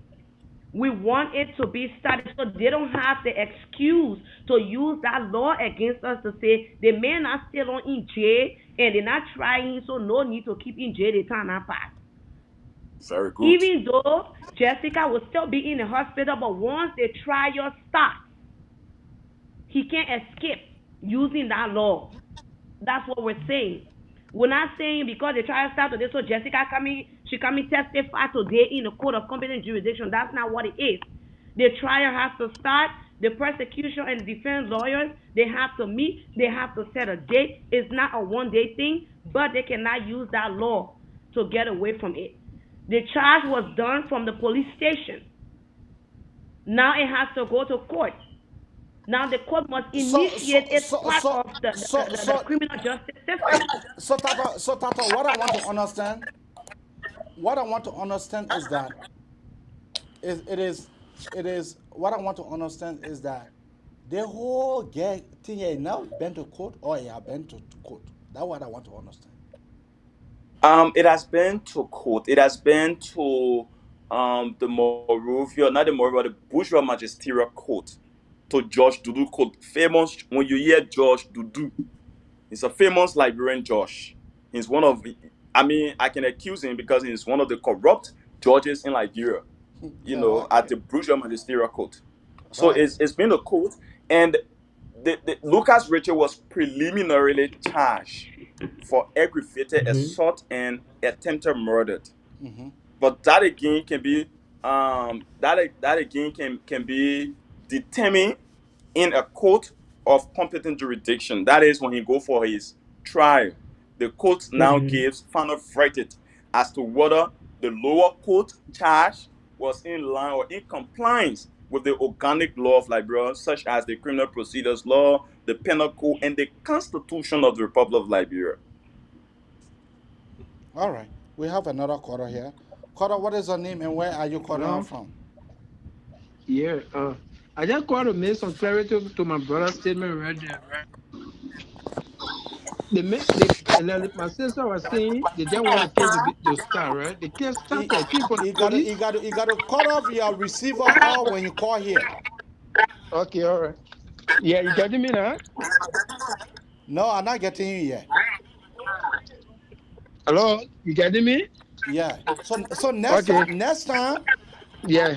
the receiver stay on. No, I five on the receiver. I five from here. You sort of shut that receiver down. Okay, let me shut it down. Okay, you getting me now, right? I Better. think much better now. Yeah, it better. Yeah, like my sister was saying, right? The case has started already. It came from the police and went to the court.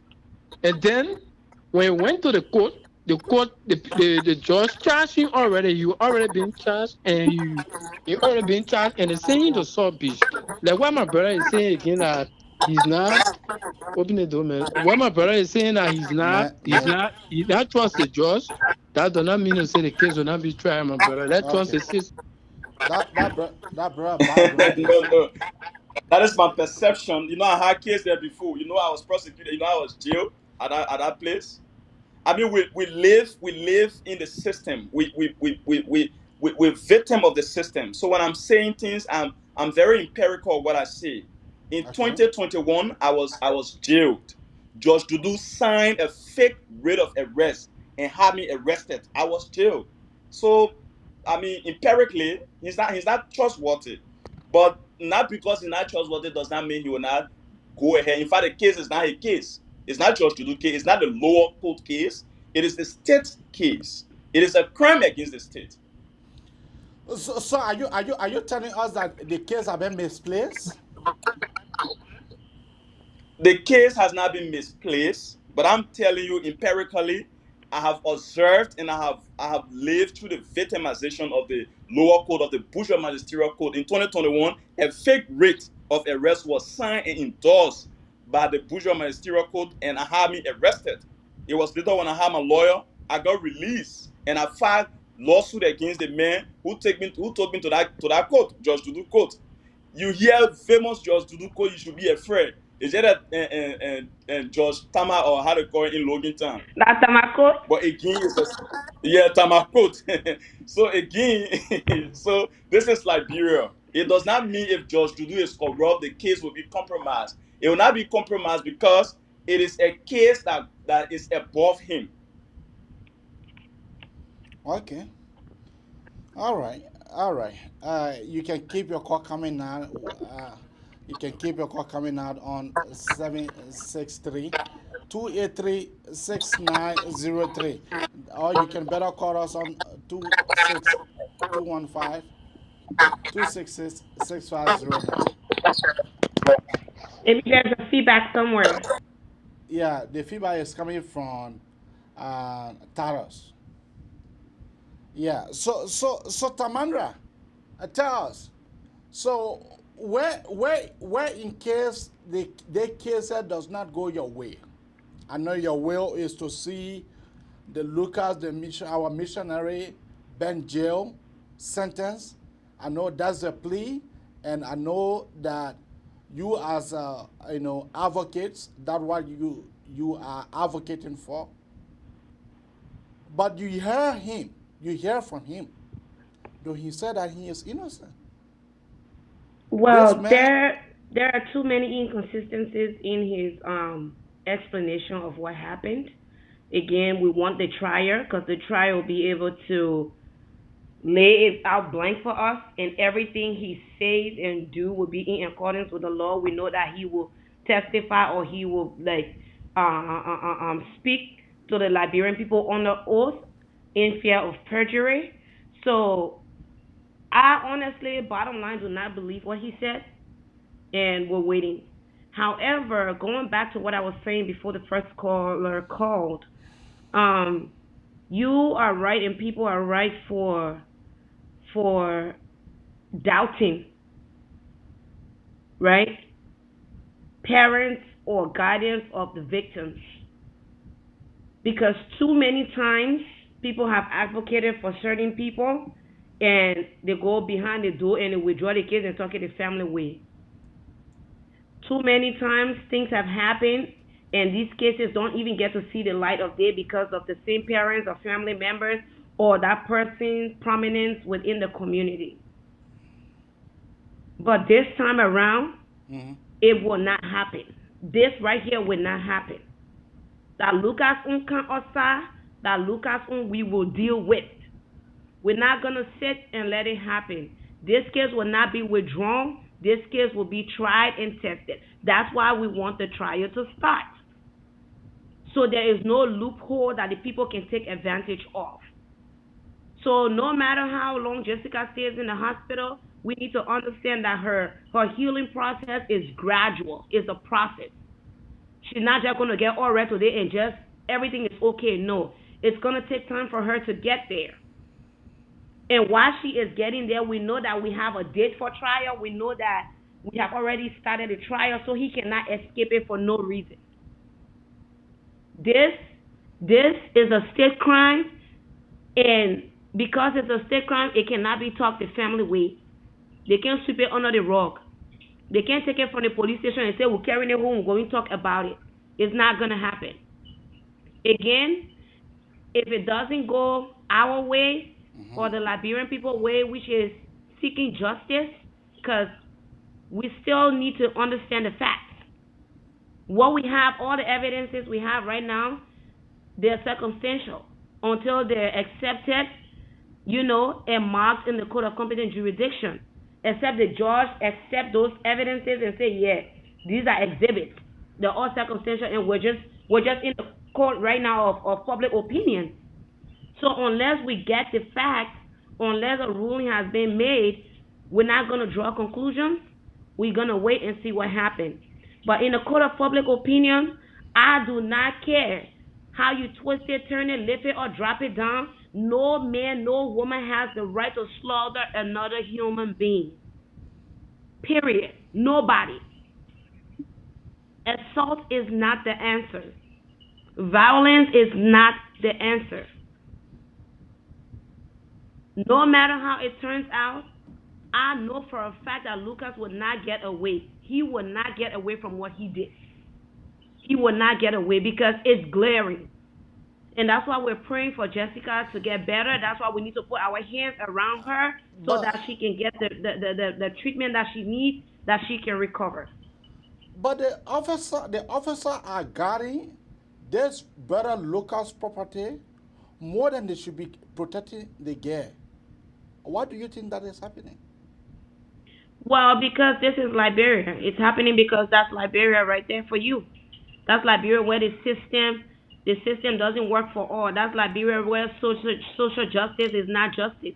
That's Liberia where justice is selective.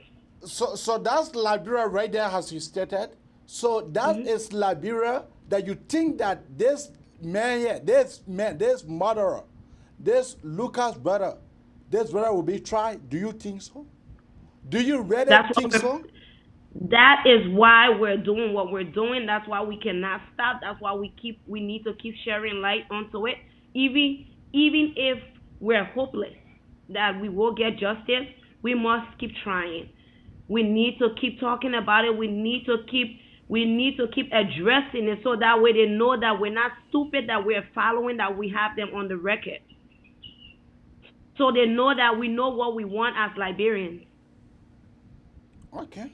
Even though we know we're not gonna get justice based on what we've seen in the past, based on previous happenings, based on previous abuse cases, violence against women cases, rape cases. Even though we have not gotten justice for all of those people, the list will keep getting longer. We will keep documenting it. We will keep holding them accountable on paper. One day, I tell you for sure, Abraham, I don't care how long it takes. One day, these people will face the law. One day, justice will be served. One day, we will have faith in our justice system. Right now, it's by hook or by crook. If you agree with you, fine. If you have the connections, you're good. If you don't have it, sorry for you. And that is why we all must come together collectively to make sure that we demand what is right, to make sure that we put things in order by standing up for what is right, no matter who is against, no matter who is for. When it's right, it's right. When you see something, you say something. You stand up for something. We will keep watching. The way they will change this case is the way our actions will change, but we know that we have them on the record and we must get justice. And nothing is going to stand in the way of it, because even if they do, our course of actions will change. That I can promise them. Thank you. My brother Tatas, do you have anything to say to our audience? Do you have anything to say? Your last words, please.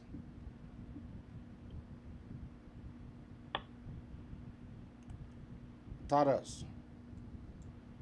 Hello? Yeah, go ahead. Hello?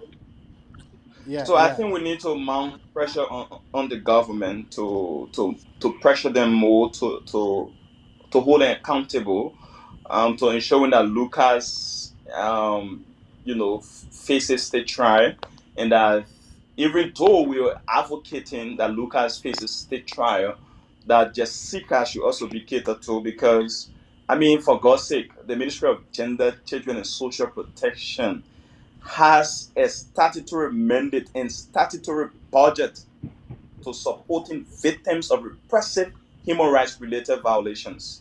Till then, they've not done that. So we should be able as well to pressure Minister Wilhelmina Piso Serita to tell her you need to do your job, you need to leave Lofa County, leave Nima County, leave the political rallies and campaigns. Pay attention to survivors and victims of repressive human rights violation. It is your right, it is your responsibility, not your right. It is your responsibility to cater to those people. And Jessica has fallen victim. She's fallen victim to the weakness of a system. So we need to pressure the Liberian government. We need to ensure that Lucas goes to court for fair and speedy trial, and ensure that the well-being of Jessica is well protected and guaranteed on our society. Yeah. So I would also like to say thank you anyway, because I know it's my closing statement. Thank you for bringing me up here, and I hope to be back again. Yeah, normally we started the show here today, so normally we'll be on every Sunday. So you are free to join us every Sunday. I mean, we'll be here discussing different social and justice issues. Thank you, my friend and brother Tatos. Thank you. Thank you. It's 3:12 a.m. here. Okay. Thank you so much. Thank you. See, that's why we love you. That's why we love you. Time don't matter. You're standing this. Thank you. Thank you. Major, We on appreciate me. you. Status. Yeah, bye-bye. Bye. Yeah, my sister, you go ahead.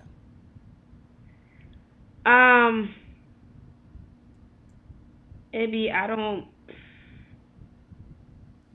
can't even think about the fact that even though we're in this, there's a part of us that's hopeless.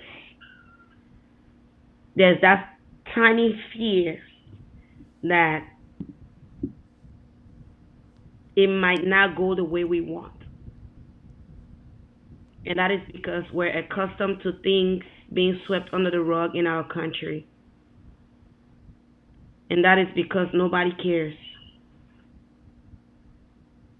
Nobody cares simply because we're not holding their feet to the fire. Simply because young people priorities are misplaced. They don't know what they want.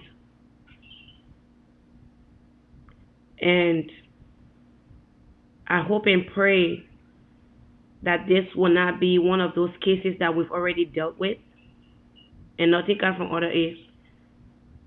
That when people told us that what thing will come from inside, all that noise you're making down there.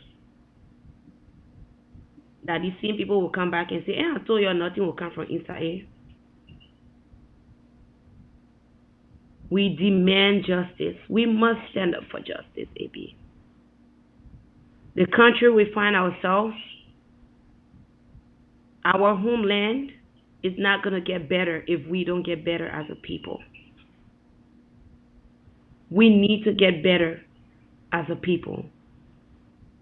We need to stand up for what is right. We need to stop the selective justice. We need to stop standing for people that we know and not standing for people that we don't know, and stand up for everyone regardless of their religion, their status, their ethnicity, their tribe, whatever, regardless of everything, because they're humans and they deserve better. Liberians deserve better. We deserve better. And the only way we can get the better we want is by electing better officials, is by using our votes wisely. Is by standing up for ourselves. Is by not selling our votes for $20, one bag of rice, t-shirts, and face caps. Because when we sell our votes for $20, and the person that sell it from us, they made $29,980 profit from out of it for 1 year. US. This is why we will continue to seek social justice on here. We will continue to seek fairness for everyone. We will continue to talk about what is right until we can get to where we want to be. It is not going to be easy, but we must come together as a people. We cannot let the few people up there dictate to us what's best for us. When they don't sleep in darkness, when mosquitoes don't bite their children, when the children have primary care doctors and our people don't even have medicines to take for headaches. We need to stand up for ourselves. We need to follow justice, social justice to the letter. And we need to be positive towards each other. Now that I finished with the activism, let's get ready for the real topic if you want to talk about today. No. This guy issue, it really get to me. It really get to me. But Liberia is Liberia. Liberia is Liberia. Trust me, Liberia is Liberia. But anyway, what you have to say about this lady? I thought love's supposed to be 50-50, right? I thought love supposed to be 50-50, not 10 and 90, right? They say rich man back home. He just went back home from a reliable source. And y'all know me, I don't lie. I like to be very honest with you guys, right? Not to say somebody called rich man, not to say, and I heard rich man voice in the background. Rich man is in the house. Oh, thank you for the 500 star, my love. Thank you. Thank you, my darling. Thank you. Right? Somebody called rich man, right? And I heard rich man voice in the background. I think Richmond was going somewhere, and Cece asked Richmond, you want me to drop you off? And Richmond said, no, I will take the Uber. Yes, this happened just yesterday. This happened because I thought he was not home. But from a reliable source, right? They say Richmond is back home with Cece, but on a certain condition, right? And you know I will not sit here and lie to anybody. Richmond is home, yes. But let me tell you the part now. Richmond told her, when you're on live, don't call my name. Before I get to that part there, right? Before we get to the politics, Richmond told her, when you're on live, don't call my name. I don't want to hear my name. If not, I will run away from you again. I don't want to hear my name. Mind you, there's a man who met you on social media. There's a man who accept you when you were always on social media. He didn't care. He didn't worry about you, and he used to always be on social media. Right? That's how you know that man one for in, one for out. Because the least mistake Sissy would make, that man would leave. But let me get back to my story. Rich man tell her, don't call my name. And don't even get my name while we're in the house. Don't say anything when you're on your live video. I don't want to hear, and I don't want nobody to know that I'm back home. Keep it neutral between me and you. Me and you will be living in the house like two best friends. Me and you, here and there, I will give you a little small oil changing in the house here. I will change your oil small. But don't think we're in a serious relationship. You understand me? Don't think we're in a serious relationship. Okay? Don't think we're in a serious relationship. I will come back home because I know you love me more than you love your family. I know you love me more than you love anything in the world. So I don't want to break your heart. I will come back home. But I will come back home. We got to sit on the table and we have to agree. So Sissy said, what you want us to agree to? I love you. And anything you say, even if you take a shit, you say you want me to lick the shit, I would lick the shit. Rich man said, I don't want you to lick the shit. But I want you to do something what more powerful than shit. She said, love, tell me where it is. Rich man said, our lungs are in the house. Don't call my name on your camera. Don't ever measure my name yet. Because if you measure my name and people know I'm back in the house, trust me, I will disappear from you. People know I'm...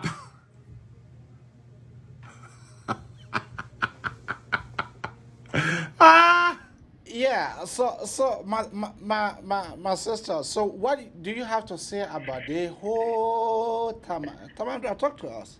What do you have to say about the whole CC stuff? Gosh.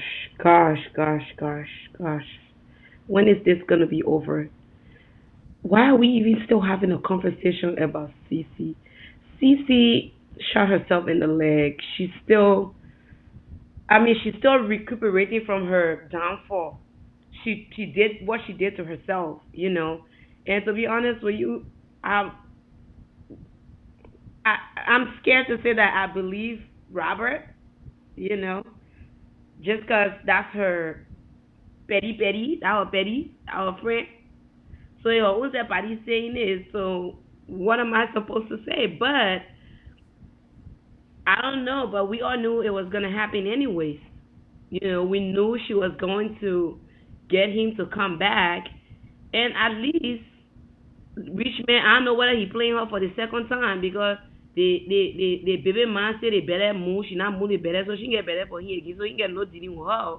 But at least now Richmond getting her to act like the wife she's supposed to act like. You know what I mean? She not talking about her business not up there again, but I don't know if it's gonna last, Abby. It's just not worth it. It ain't just make sense. Ain't add up. So when Richmond go do it again, then what will happen? It just make no sense. I'm sorry, but it makes sense. It makes sense at all.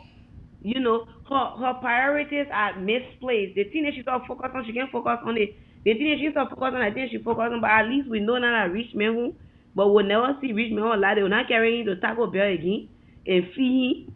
We know that they will not, ain't no, but man, this story is long jelly Liberian problem, AB. It can't finish. The story can't finish because the woman can lie like butcher. She can lie past butcher, I'm telling you. But if her own self petty saying it, what it is, it will believe it because it reach me home and the woman that will know what she addicted to Facebook Live, she on Facebook 24/7, she say free. You will know, maybe they're waiting for the anniversary because they say the anniversary is September 30th. So maybe they're waiting for the anniversary to come so they can carry him to Taco Bell or McDonald's so they can go put a picture of from Taco. God is wonderful. God get patience. That's all I can tell you, Abby. God really get patience. God get patience. The way Liberians giving God hard time.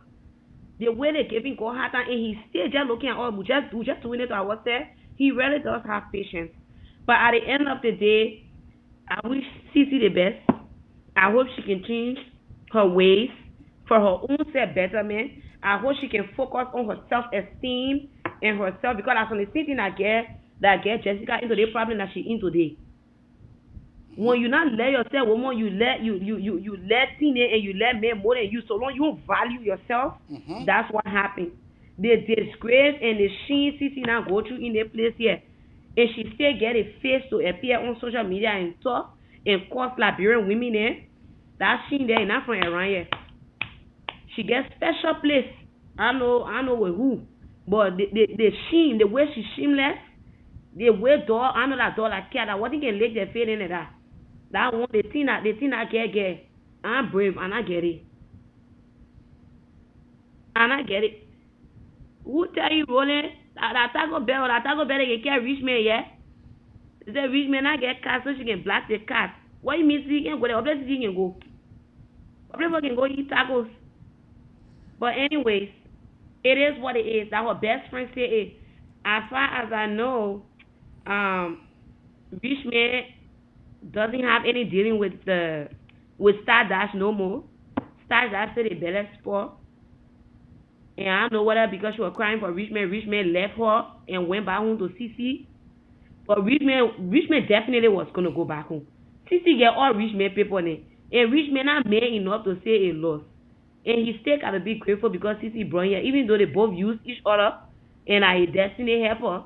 But at the end of the day, after everything, rich man will still walk away. So at this point in time, so do you looking at that relationship to really be a good match? Do you really think so? If you get trouble. No, seriously. Let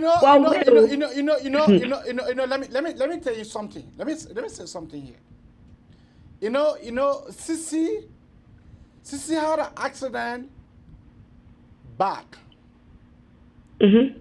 She had an accident back, the 30K.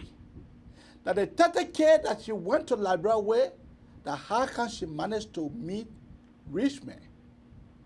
So she was acting all bossy. Giving money to people to go change, Duh. So rich man really thought that he having her falling. Yeah. So she was bullshitting it. Yeah, so she was bullshitting. She built rich man 2-bedroom house. Oh wow. I'm telling you serious story. She built rich man mother 2-bedroom house. Now, if that was what rich man thought that he might not have fallen from heaven. So at the end result, when Sissy came back, then the pandemic money turned king again. PPP loan, huh? Yeah. Then Sissy managed to get a CP loan and started to be sending rich men. She sent car and all to Liberia. Mm-hmm. I said I don't need to see a 30K. So now rich men have come to the state. Rich men have seen what this woman, rich men have really seen her true life story. That that woman got to sell Kawaski before she can be able to make it. Oh my God, where is Francis? Francis needs to be here. So to me, both of them will not make it. Both of them. I don't think they will. I honestly don't think they will, because initially I had said that rich man destiny helper. Period. The first way that you should know that in age they are not compatible. But wait, is there anything wrong with old people and new people coming together? Woman older than me or man older than woman? No, that's not nothing. But when the man want more children, and your son has said, you can no longer bear children again. Sissy is 44. People 70-year-old in their country can still get children. Okay. You want to try that with Labra with me? if Cece wants to have children, I'm sure she will. Okay. I don't know. I'm just saying. But all this long, rich man been with Sissy. Sissy have not conceived though. All the long, but all the long that rich. When I saw it better before now. Okay. You not saw it better. Then the man went. The major went in few months. The major went to knock. 7 months. 7 months. The major was 7 months. Then pregnancy came from there. You that been with the man for whole round year, nothing come. But Abby, I got a question with you, right? For you. If you born baby by man, like it will make a man to stay with you. No. So then why does Cece need to have a child for rich man then? Okay. You understand a rich man need a child. He does have a child. But the man want an American baby. First of all, she the girl that's pregnant for him said she terminated the pregnancy. So I'll show you. She said she did. I'm speaking from her mouth. That's what she said. Mm-hmm. Not this. She said it on live. I'm just saying, if Cece has any problem, I don't think that's one of her problems. You know, Cece is just who she is. Cece is desperately in loss. That is the but if you want a teen sweet, let me tell you, when a teen sweet, I can't all the day you can follow it. And she can tell us that she can get it organic way and all. You know, see organic thing in all type of way. When you see the way Richmond was start dash. Oh God, oh my goodness, God damn it. When you see the who know the type of maybe that how they can handle CC to that one CC enjoying the thing. She won't move from there. She won't move from behind the thing. Because I think not right. Man, I will be with you and cheat on you multiple times and bring baby for you and all, but you know, the thing they call karma is a bad. CC went and married rich man and let baby man together. The 30K bullshitting, she was bullshitting there. Bullshitting rich man. I made rich man leave. Hey, baby man, rich man say, I'm not from my level. Water coming from there. So rich man too was talking the thing until they get going inside, they get cafe code, they get understand. So they get understand the thing, what you expect, you know? Only to find out that even though she get 30K, she stay on the side, she live in your lay, water apartment, She get a lay one apartment, even though she get a 30K, but she upgraded from 30, she got 70K now. She got all 70K. Who tell you that? Yeah. They get all working. They get all showing her picture. They get no, but this is showing her picture that says $100. I'm working the military base. What capital K?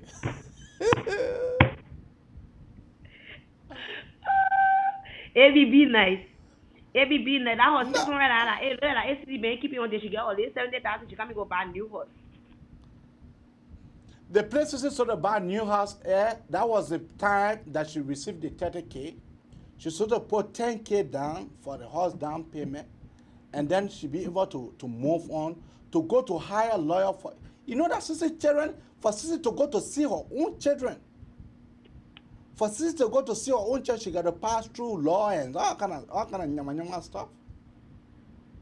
Well, I honestly don't want to say anything about that because I don't have the facts about it. And it's just because her friend said it, right? But I don't know. I'm not going to speak on, you know, what she does with her kids or not. I just know that it's ain't just add up. You know, the relationship, not relationshiping between two of them.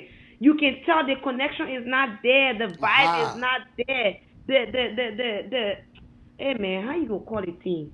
Oh my God, I can't find the right English to speak. That good English? I want to look about the good English, but I can't speak a good English. But it's not there. Two of them, they not match. They not match. Once it's finish wearing her color, they reach me where you know color, then when they stand, they not match. You are tell me when you say can't kiss me, the man say no, he running away from your mouth. I don't know what the problem there. I was not there. That rich man will see you. Rich man tell you, say, I love you. Even Cece know I love her. What do you want? What's wrong with your self-esteem? Roland Nima are true.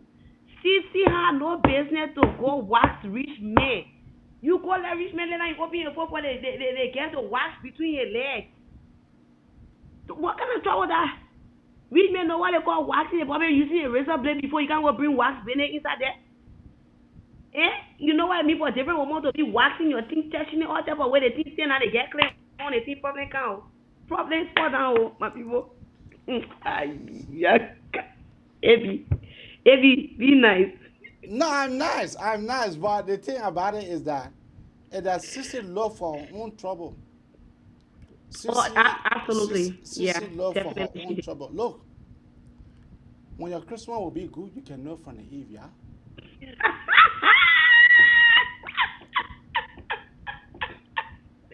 But accordingly, though, they've been together for a couple of years, haven't they? Like 3, 4 years, 5 years, maybe. What you talking so? I'm just saying. No. How long have they been together? From when Sissy made that 30K trip. That was not in the year 2000. That was in the year 2022. It was no, but everyone in 2023. It can be last year. Richmond I made 1 year now. No. Okay. That's right. So it's probably like 3 years because Richmond's daughter, Richmond's baby is almost 2 years, 3 years maybe. Yeah, 3 years. 3 years ago because they found when Sissy came when she received her CP money. I don't know how do you call that money? PPP loan. A PPP loan. That how can she manage to put in Richmond paperwork? But Sissy did not send for Richmond. Okay. Sissy did not send for Richmond. Richmond came on a B1, B2 visa, on a visiting visa to the church to perform. Okay. And when he came, that's when they did the marriage, the marriage for him to stay. Sissy did not send for Richmond. No, but Sissy making it look like. So you see that is the reason why Sissy need to go relax.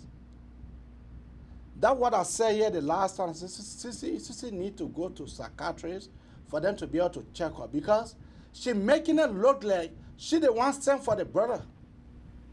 Well, she didn't send for him, but she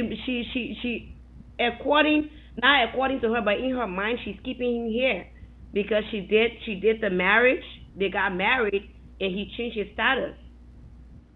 They filed for adjustment of status, so he moved from visiting visa to adjustment of status to a permanent resident because she married him, so he's a husband of an American citizen. Yeah, so how long when you married? Francis was here that day. Francis told us. Francis doing immigration paperwork. Francis told us when you do that thing, 1 year. So you want to tell me that brother not get his first 2-year green card? No, he might not have gotten it because when they got married a couple of months after. So he might get a work permit. He might, because I know one time she said he was working at a pizza place. And I think she put a stop to it, but he might have gotten a work permit, but not a green card yet because now, mind you, there has been a backlog of cases and stuff. Yeah, USCIS cases are processed according to the way they're received, you know. So I'm sure that if he would have gotten it, he wouldn't have been home today. Okay. Well, I don't believe he would have been home if he had gotten the paper. I do not think so because he already get it in at 2 years and find different baby to marry. If Sissy wanted this time people can even do non-contested divorce and all. Yeah. So I'm sure that's why she keeps saying I can deport him, I can do this, I can do that because he hasn't gotten his paper yet, you know, and he's not gonna be able to file another one unless she gets divorced. So if he doesn't get divorced, nobody else can marry him. And if nobody marry him and Sissy don't want him, then what happens? So right now, when you live in water, they say when you ain't lying more, you get one aid. When you live in water, they say you leave set, next set, they say you hold it. So rich man gotta be nice, but Sissy know what she getting to, you know. Yeah. She getting it. She getting it. I'm telling you. No, but they're coming with rich man council. They come with rich man council. You hear from their bestie that Sissy said, no, let me go drive it. The brother said, no, I will take Uber. I would take Uber. Okay. I would take Uber. Okay. The boy would take Uber. Once a cheater, always a cheater, AB. Okay. Once a cheater, always a cheater. No, Rich man has cheated on CC multiple times. I disagree with And that. I feel like CC, no. Why do you disagree with that? I disagree with that because man can make a mistake one time. He can change. Oh yes, man can make mistake one time and he can change depending on if he want to change, right? But there are some of our brother that don't mistake not one time, not two times. Then they keep saying that the devil 3 times. No, that's not mistake. 4 times, that's not mistake.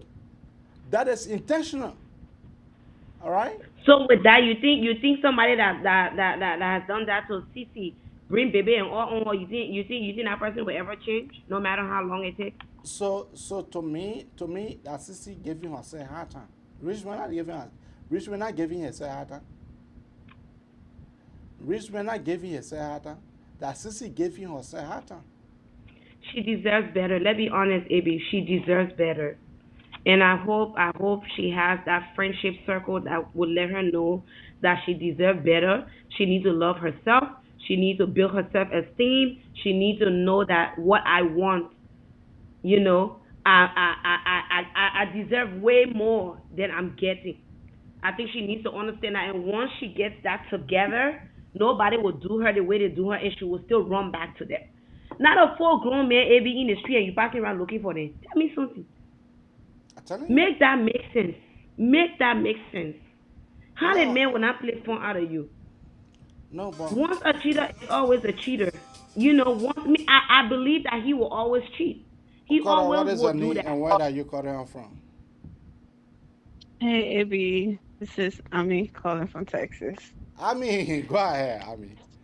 When you're not leave Jessica's story and going to what is it called? CC's story. See what Jessica says. I mean, I just want to check in with the Jessica thing. Like, okay, you guys have already said. Okay. No, go ahead. You're fine. The justice system, even though it's not correct, we don't believe in it, but we really hope this turn out it work, because if it doesn't, it will just make other people bolden other people to do stuff like that and think they can get away with it. And that girl almost lost her life. That only God, by the grace of God, that she's still here. If those boys wasn't going to see what happened, and regardless of the color of his skin, and people need to know that I know it's positive and make people to do a lot of stuff. And just because your skin is white or because you come from America doesn't mean you have money. Stop thinking that these people are rich, or everybody from this country are rich, and that you would just allow them to just come in. And for the parent to know that he was married and then intentionally give your child, these people, that our culture is not their culture. They don't do marrying two women or all of that nonsense. They don't do it.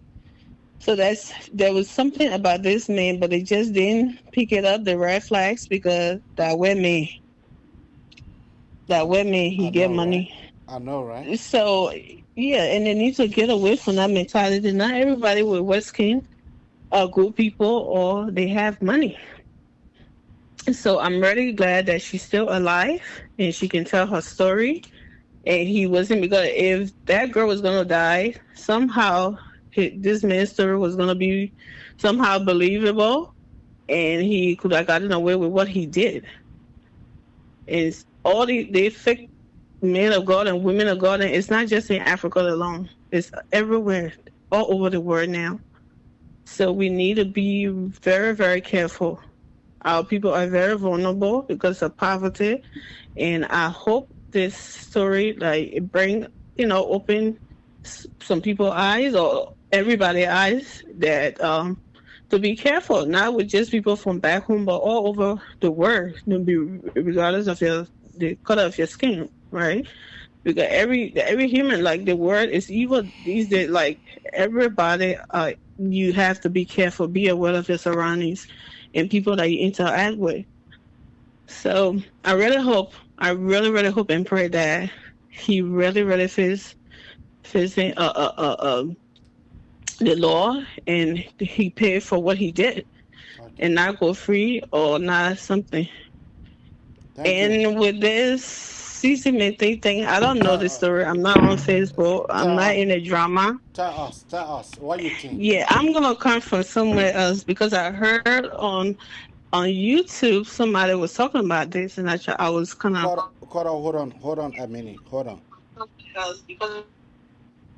see Liberian women on Facebook, on the social media, downgrading each other and talking about each other in such a derogatory ways and everything. It's really, really, that's why I'm not on Facebook. And in no ways am I saying I'm perfect, right?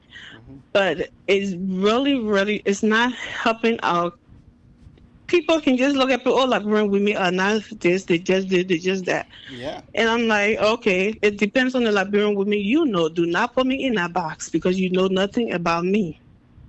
Exactly. You understand what I'm saying? And people seeing That's them true. doing this from back home and here, everybody, oh, Liberian women just saying in America they're doing this one, they're doing it one on Facebook, do not. And it's sad because some of them, they are older women. Some of them, they are in there around our age, the season maintainer or whatever. I don't really like to, see stuff like that. But saying that this particular issue was idolatry were involved, right? It had me sad that women were sitting on Facebook and YouTube saying that she deserved what happened to her. It was because of her that he did what he did. And I got sick to my stomach to hear women say that because I feel that is giving a man a pass to do these things that they do. The promiscuous life that men live. Women, especially African women. Some men, please. Yes, some men, not all men. Thank you for that. That some men live, women give them they hope they get away free pass to do stuff like that. I don't know this season Mentees lady. I know nothing about her. Whatever she does on Facebook, they say she always on Facebook talking about other people and all of that, which is also wrong, right? But that does not mean that what this guy did to her is okay. Yeah. It's not okay. Yeah. Regardless of what she's doing, that's your wife. I don't like you being on Facebook. I don't like you being on social media talking like this. Y'all have families. There is counseling. You can do that. If it doesn't work, you can call it a quit. But you've been a gospel singer. You go doing nastiness. And they said this is not his first time doing it. And then women talking about, oh, it's because of her. She caused him to do it because she on Facebook. Doesn't know she did not make him to do anything that he did not want to do. Okay. Regardless So, of whatever Tiffany, she can be doing on Facebook or whatever.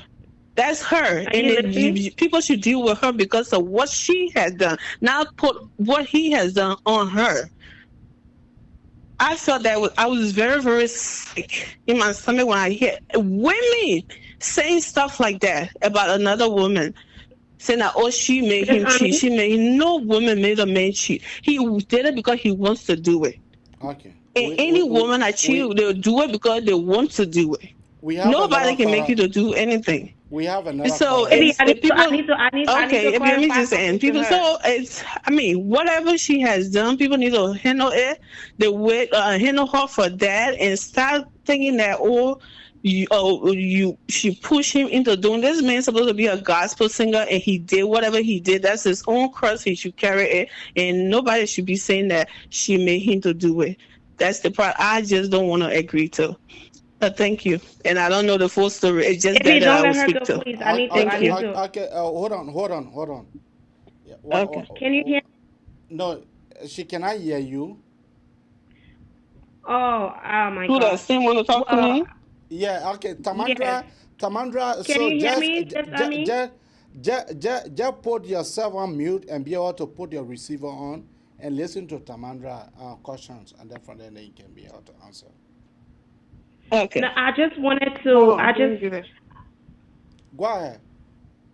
I just wanted to clarify to her that I do agree with her, and that's why I said CC deserves better. The earlier she recognized and understand that she deserves better and love herself, she will know that she deserves better. However, I will advise her to go on CC page and watch CC videos and see how CC has insulted Liberian women, how she's gone after Liberian women, children, how she have done all these things. And when people say they blame CC because rich men cheated, it's because it's not the first time, Mama. It's because she says she likes men that cheat. She said it. She said, I like men that cheat. Even if he went and cheated or brought a whole baby on her, she said, okay, I'm okay with it. I let men that cheat. Now my marriage, y'all leave it like that. So when people say Cece is responsible for it, yes, she is responsible because she says she likes it. She says she wants it like that. It's not the first, it's not the second, it's not the third time that he has done it. And even the releasing of that sex tape is in question mark because Cece and the girl's husband, they both had access to the sex tape, and Cece from her mouth said she told them to release the sex tape. As a wife of a gospel singer, you would say, I'm taking you to the church. We're going to go see the pastor. We're going to get counseling. We're going to do this. But when you come out there and put your husband out there and throw him like a red meat to the dogs are definitely going to chew that red meat. It's not that Liberian women don't empathize with her. I do empathize with Cece because she deserves better. But I do not empathize with the fact that she does not know that she deserves better and she does not love herself enough to know that she deserves better. We don't wish Cece bad. You should listen to Cece videos of her telling us not to cry for her. She wasn't the one who did it. Her husband did it. Even though she married to him, she's not carrying the cross. In fact, she been with him since he cheated. So she's okay with it. If the woman who feeding her pee says she's okay with it, says, tell me, Mama, that who come and cry for her? When she already told us, woman, I cry for her. Okay, all right. Let's leave it at that because we have another caller here. Says, so you hear that? Hello? Says, Hello? Yeah. Make it snappy and quick. Yeah, I do. I do understand what Steve is coming from and say that because she allowed it to happen. I understand that though. When you put yourself in a position that you think you make yourself vulnerable to anybody and say, "Oh, it's okay that you can do something to me and get away with it. It's okay." That's a different situation though. The video that I saw, this girl was talking. What she think will happen in Richmond? A young boy, Richmond got to cheat. If pastor they can do it, the other people they can do it, then why shouldn't he do it? That young man, why shouldn't he do it? So it's different from what she's saying that she done it to him. I mean, he done it to her before, and she allowed it, and she's talking about he can go ahead and do. That's a different situation altogether. Okay. They can say but that's what she says she wants, so she accepts what he does to her. Okay. But the part that Steve is saying that she put herself in that situation. That is right. If you put yourself in that situation, somebody will treat you like that. If you say it's okay for you to treat me this way and you can get away with it, of course they would do that to you because they know you don't do anything about it. You desperate or whatever it is, or low self-esteem, should we call? Yes, they would do that to you. But for a person to say because he's young, he should do that. If you feel that he's young, he wanted all of this. Why did he get married? Okay. He's supposed to be doing whatever he's doing, not to somebody. So that's what I'm speaking to. Like I said, I don't know the full story about Cece Making. And I just said I hit the part that Liberian women will go online and be doing that to each other. I am not backing her up by any means, sticking out for her for what she does on Facebook. I just said it. I don't know her story. Okay. I don't know anything about. I said it was the only part that her man did it, and people were saying that was the problem that I had. Thank you. Say something. Cora, what is her name and where are you calling her from? Hey, AB, this is Nelly, man. I'm calling you from Pennsylvania. Sis Nelly, how you doing? Mm-hmm. How about Papa? How is everything? Everything good, though. Go ahead. Let us hear you. You are our last caller on this segment. Let us hear you. Thank you for accepting me. I have a concern. My concern is different from what you are discussing. Mm-hmm. My concern has been shown to the social welfare services in Liberia. Mm-hmm.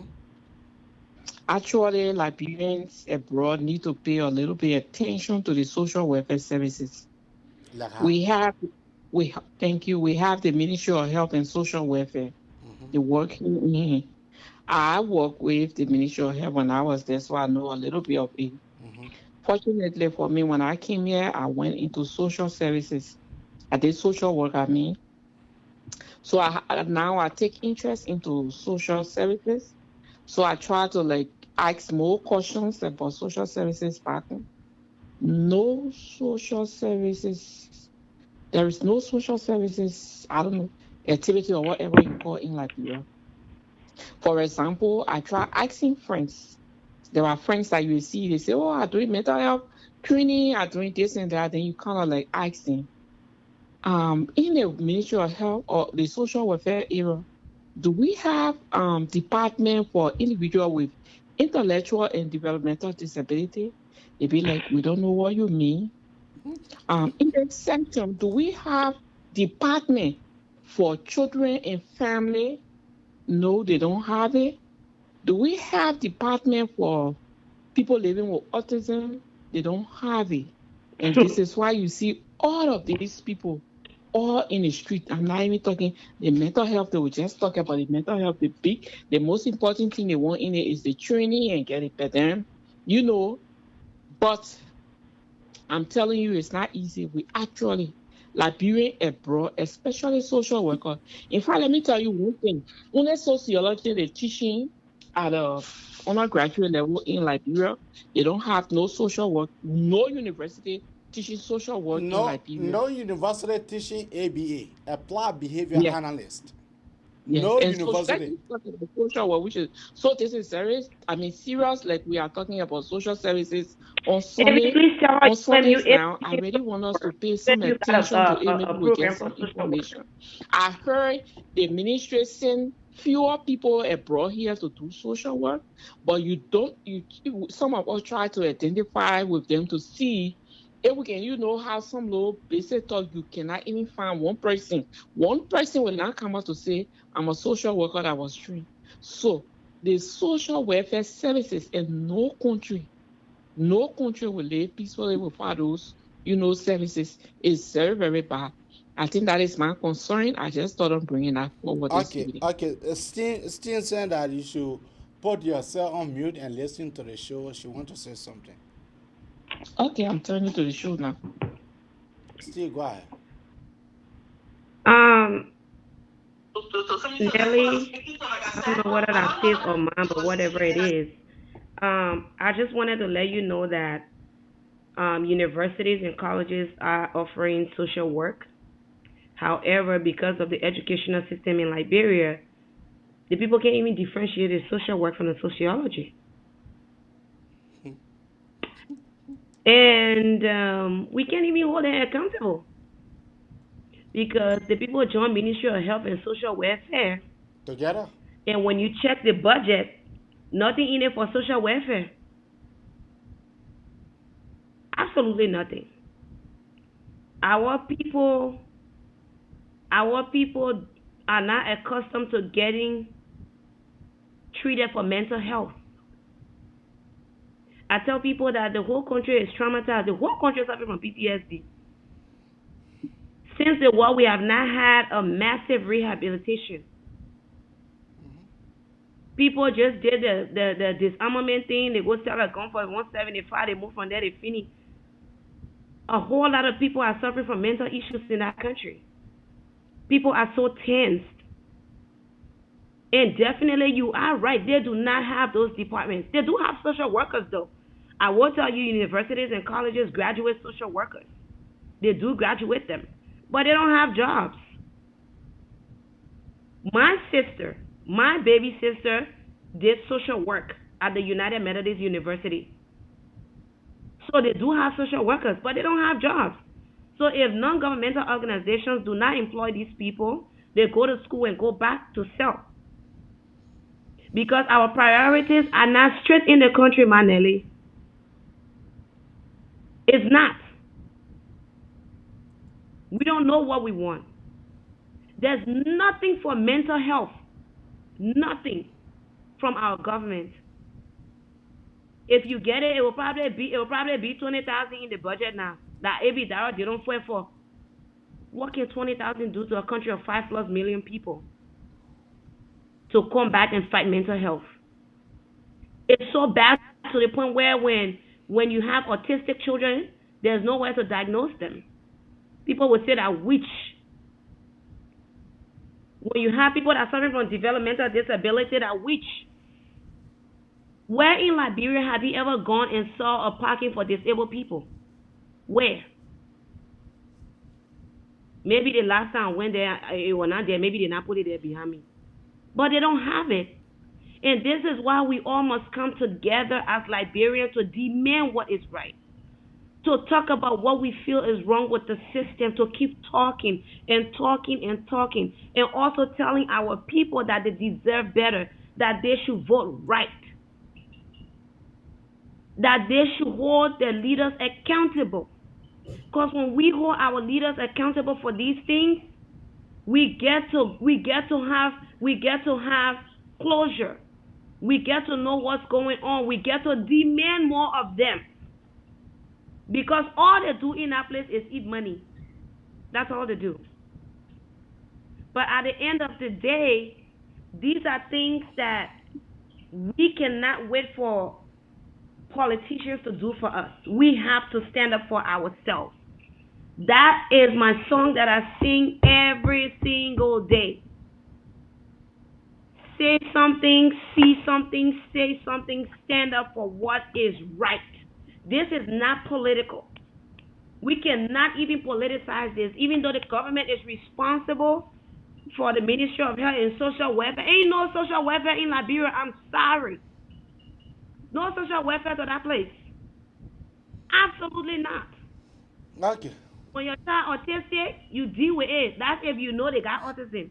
And because there's nobody to diagnose these kids or these people, you get to treat them like regular people and get angry at them.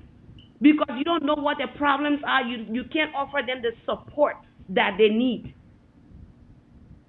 Okay. So we do have to stand up, Manelli, and you are absolutely right. They do not have it. Period. They don't. Thank you. My brother Ramon, you just joining us while we are almost at the end of our closing.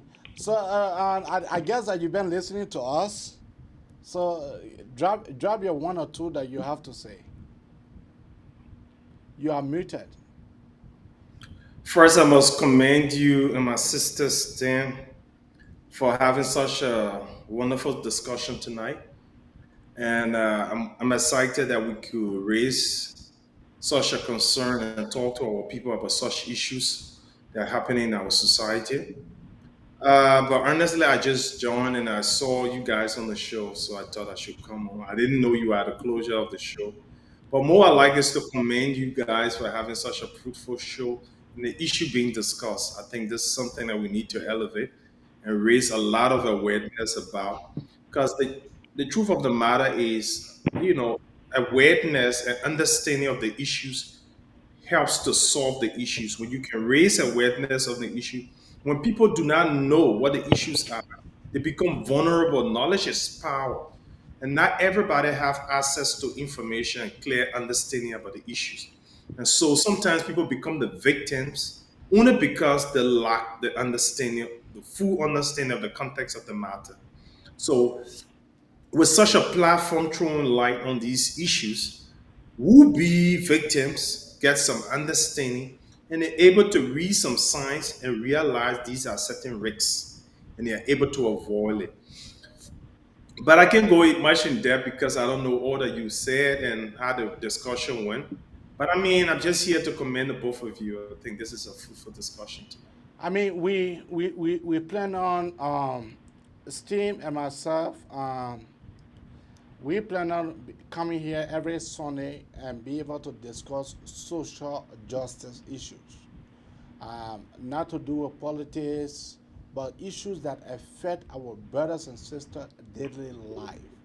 Like what happened to the locusts, when to go cultural the um the girl. If you make it sound so simple, it's not that simple. Don't say you want to go control. Dang. Yeah, I It's not mean, that simple. He almost took her life, bro. yeah, but we have to say in that form. We have to say in that form. So, Steam and myself, we tonight was our first night coming on because we observe that every Sunday there's no social platform on. So we want to be coming on by 9 o'clock. If you want to join us, you are mostly welcome to be joining us at 9 o'clock Central Time, Okay. which of course will be 7 o'clock Steve Bunge time.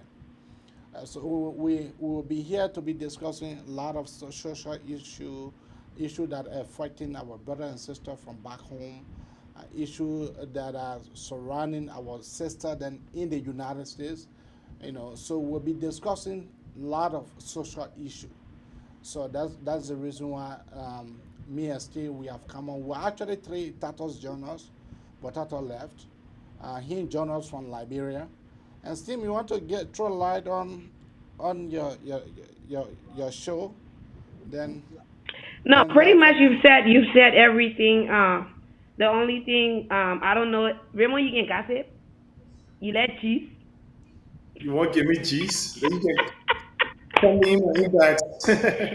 I just say, oh, we'll be talking about juice on here. Yeah, I that's mean, so we so. will focus more on educating our people, like you said, right? But all work without play makes Simandra a dog girl. Yeah. So we will throw some fun in there, but we just want to talk about the issues. We want to talk about throw light on these things that are affecting our people daily lives. You know, things that they have gotten accustomed to that they feel that it's okay with them, but it's not okay. And like you said, they're okay because they don't know that it's not right. Right. So we are here to just throw light on these things. The only thing we haven't decided yet to see if we can put it out there so that if some people want to join on using the link, they can. If some people want to call in, they can. So that way it's more interactive. But we're Okay. looking to see if we can tackle these issues, talk about them, and see what can be done. Put suggestions out there because you never know who's listening. I'm Right. telling you, these Right. shows and stuff. I guarantee. I know. I'm not guaranteeing. I know some of the people that can listen that are in the position to make these policies and implement these things, make sure these things are done, that can see our ideas from out here. I know some of them. Yeah. I know some of them. Musa Dean is one of the person who can constantly listen And to you see our the play he show. carried the topic. And you see the play he carried it. Frank Musa D is one of the person who can constantly listen to this show. Okay. Yeah, go ahead. Yes, But send Musa definitely, Dean can listen. as much as the Musa Dean, people, we need you. So please expedite the speedy trial of Lucas Richard. I don't know how this video is gonna meet you, whether you're listening live or you will listen to it later. But we are calling on you. So please expedite his trial so that the loophole of 18.2 cannot be used to get him out of there because a trial has not been started. So you guys cannot use that as an excuse because Jessica is in the hospital. Even though she is in the hospital, we need to start the trial. So that way he is on the docket, he is on the books, and there can be nothing, absolutely nothing that will get him away from justice. Thank you, Those are the Steve message Bunge. there. So, Roland, this is where you met us. We're about to be over, or we are actually over. Every Sunday, link up with us. Come on, chime in, and let's talk about it. Let's hang out, void of politics. Because all the hash we can be hash on each other politically. At the end of the day, we're still Liberians. We still coexist. We're still straight. Don't mind AB. I'm not supporting JMB. AB supporting JMB. So you must say discuss politics. You see? So, but at the end of the day, we're all Liberians. Our mental health matters. Our social life, our social health means everything to us. We need to be okay before we can guarantee that somebody else is okay. So, pretty definitely, much and that's it. Go Yeah, ahead, Raymond. Go ahead. Roma, go ahead. that reminds me of a book I read, I think, when I was a teenager. And the title says, "Why your RQ is more important to your success and happiness than your IQ," meaning what your social relation intelligence is more important to your success and happiness than your intelligent creation. And taking Absolutely. cue from all that have happened, especially this situation, listening to the both stories, I pick up some things. And Buck Avec boils down to not understanding some social details, not being able to pick up red flag, especially as a young girl dating someone that you think is sophisticated, influential, and more like supports you financially. Because even when this fellow Hmm. was narrating his story, he says that he gave the girl $150 monthly, and that's what she asked for. Yeah, she saw signs. This fellow had a knife, and he make up a flimsy excuse that he had it to kill snakes.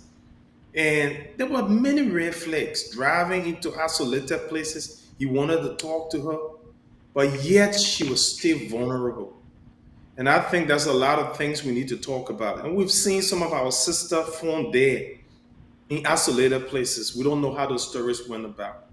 And there are some Right. people who got some issues. We can't be able to diagnose what their issues is or what their issues were. But that makes some certain people in society a little vulnerable. So with that being said, there's a lot to discuss and there's a lot of concerns in our community. There are a few persons who have some understanding, can just throw light in, just have some fun. Our mental health, like you said, and our social life is also important. We can diversify, talk on issues, and even just make it a little fun, a little educative, sports and the likes. We all like entertainment, sports and the likes. So yeah, I'm here for it. Let's do it. All right. Plus Okay. one, plus one. All right. So, give all your closing statement and then, yeah. I just want to say thank you to everybody that chimed in. Today was our first appearance, and it was nothing shy of incredible. It turned out way better than I expected, to be honest with y'all, because I was like, I don't know how we're gonna do this, but you know what? Let's just go out there, and we made it happen. Thank you to everybody for tuning in. Thank you for listening. Thank you for commenting and sharing your ideas. Thank you, thank you, thank you. This is just the beginning. We're here to stay. After elections, we will be here. We're not discussing politics. We're in this for the better.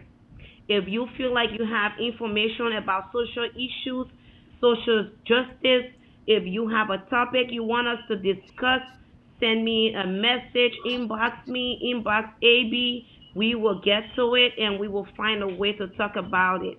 We don't want to accuse people out here if we're not gisting. If we're talking about these important issues that are affecting our lives, we want to bring facts, we want to bring data. Thank you so much. You guys mean everything to us. If you're not here, we're not here. We want to say, let's keep this going. 6 p.m. Arizona time.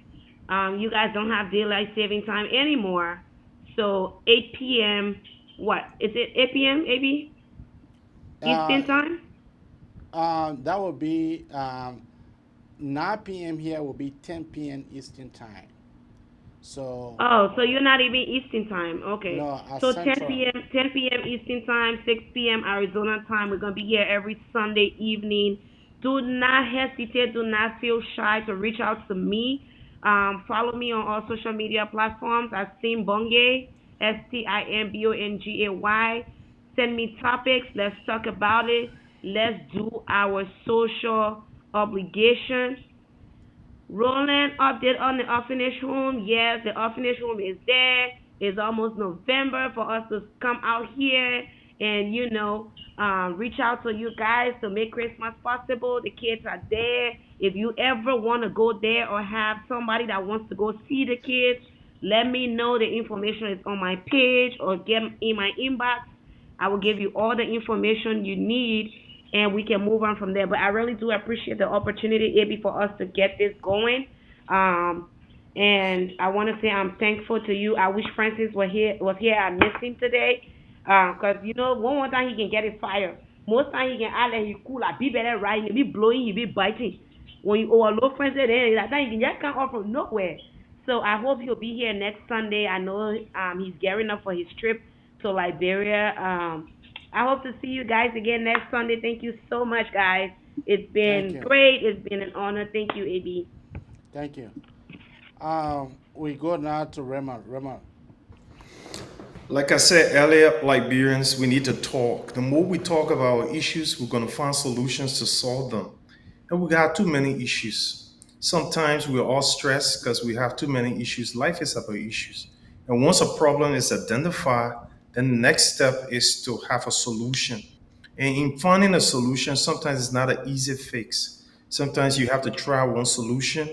And where many heads and many voices are, there are multiple remedies.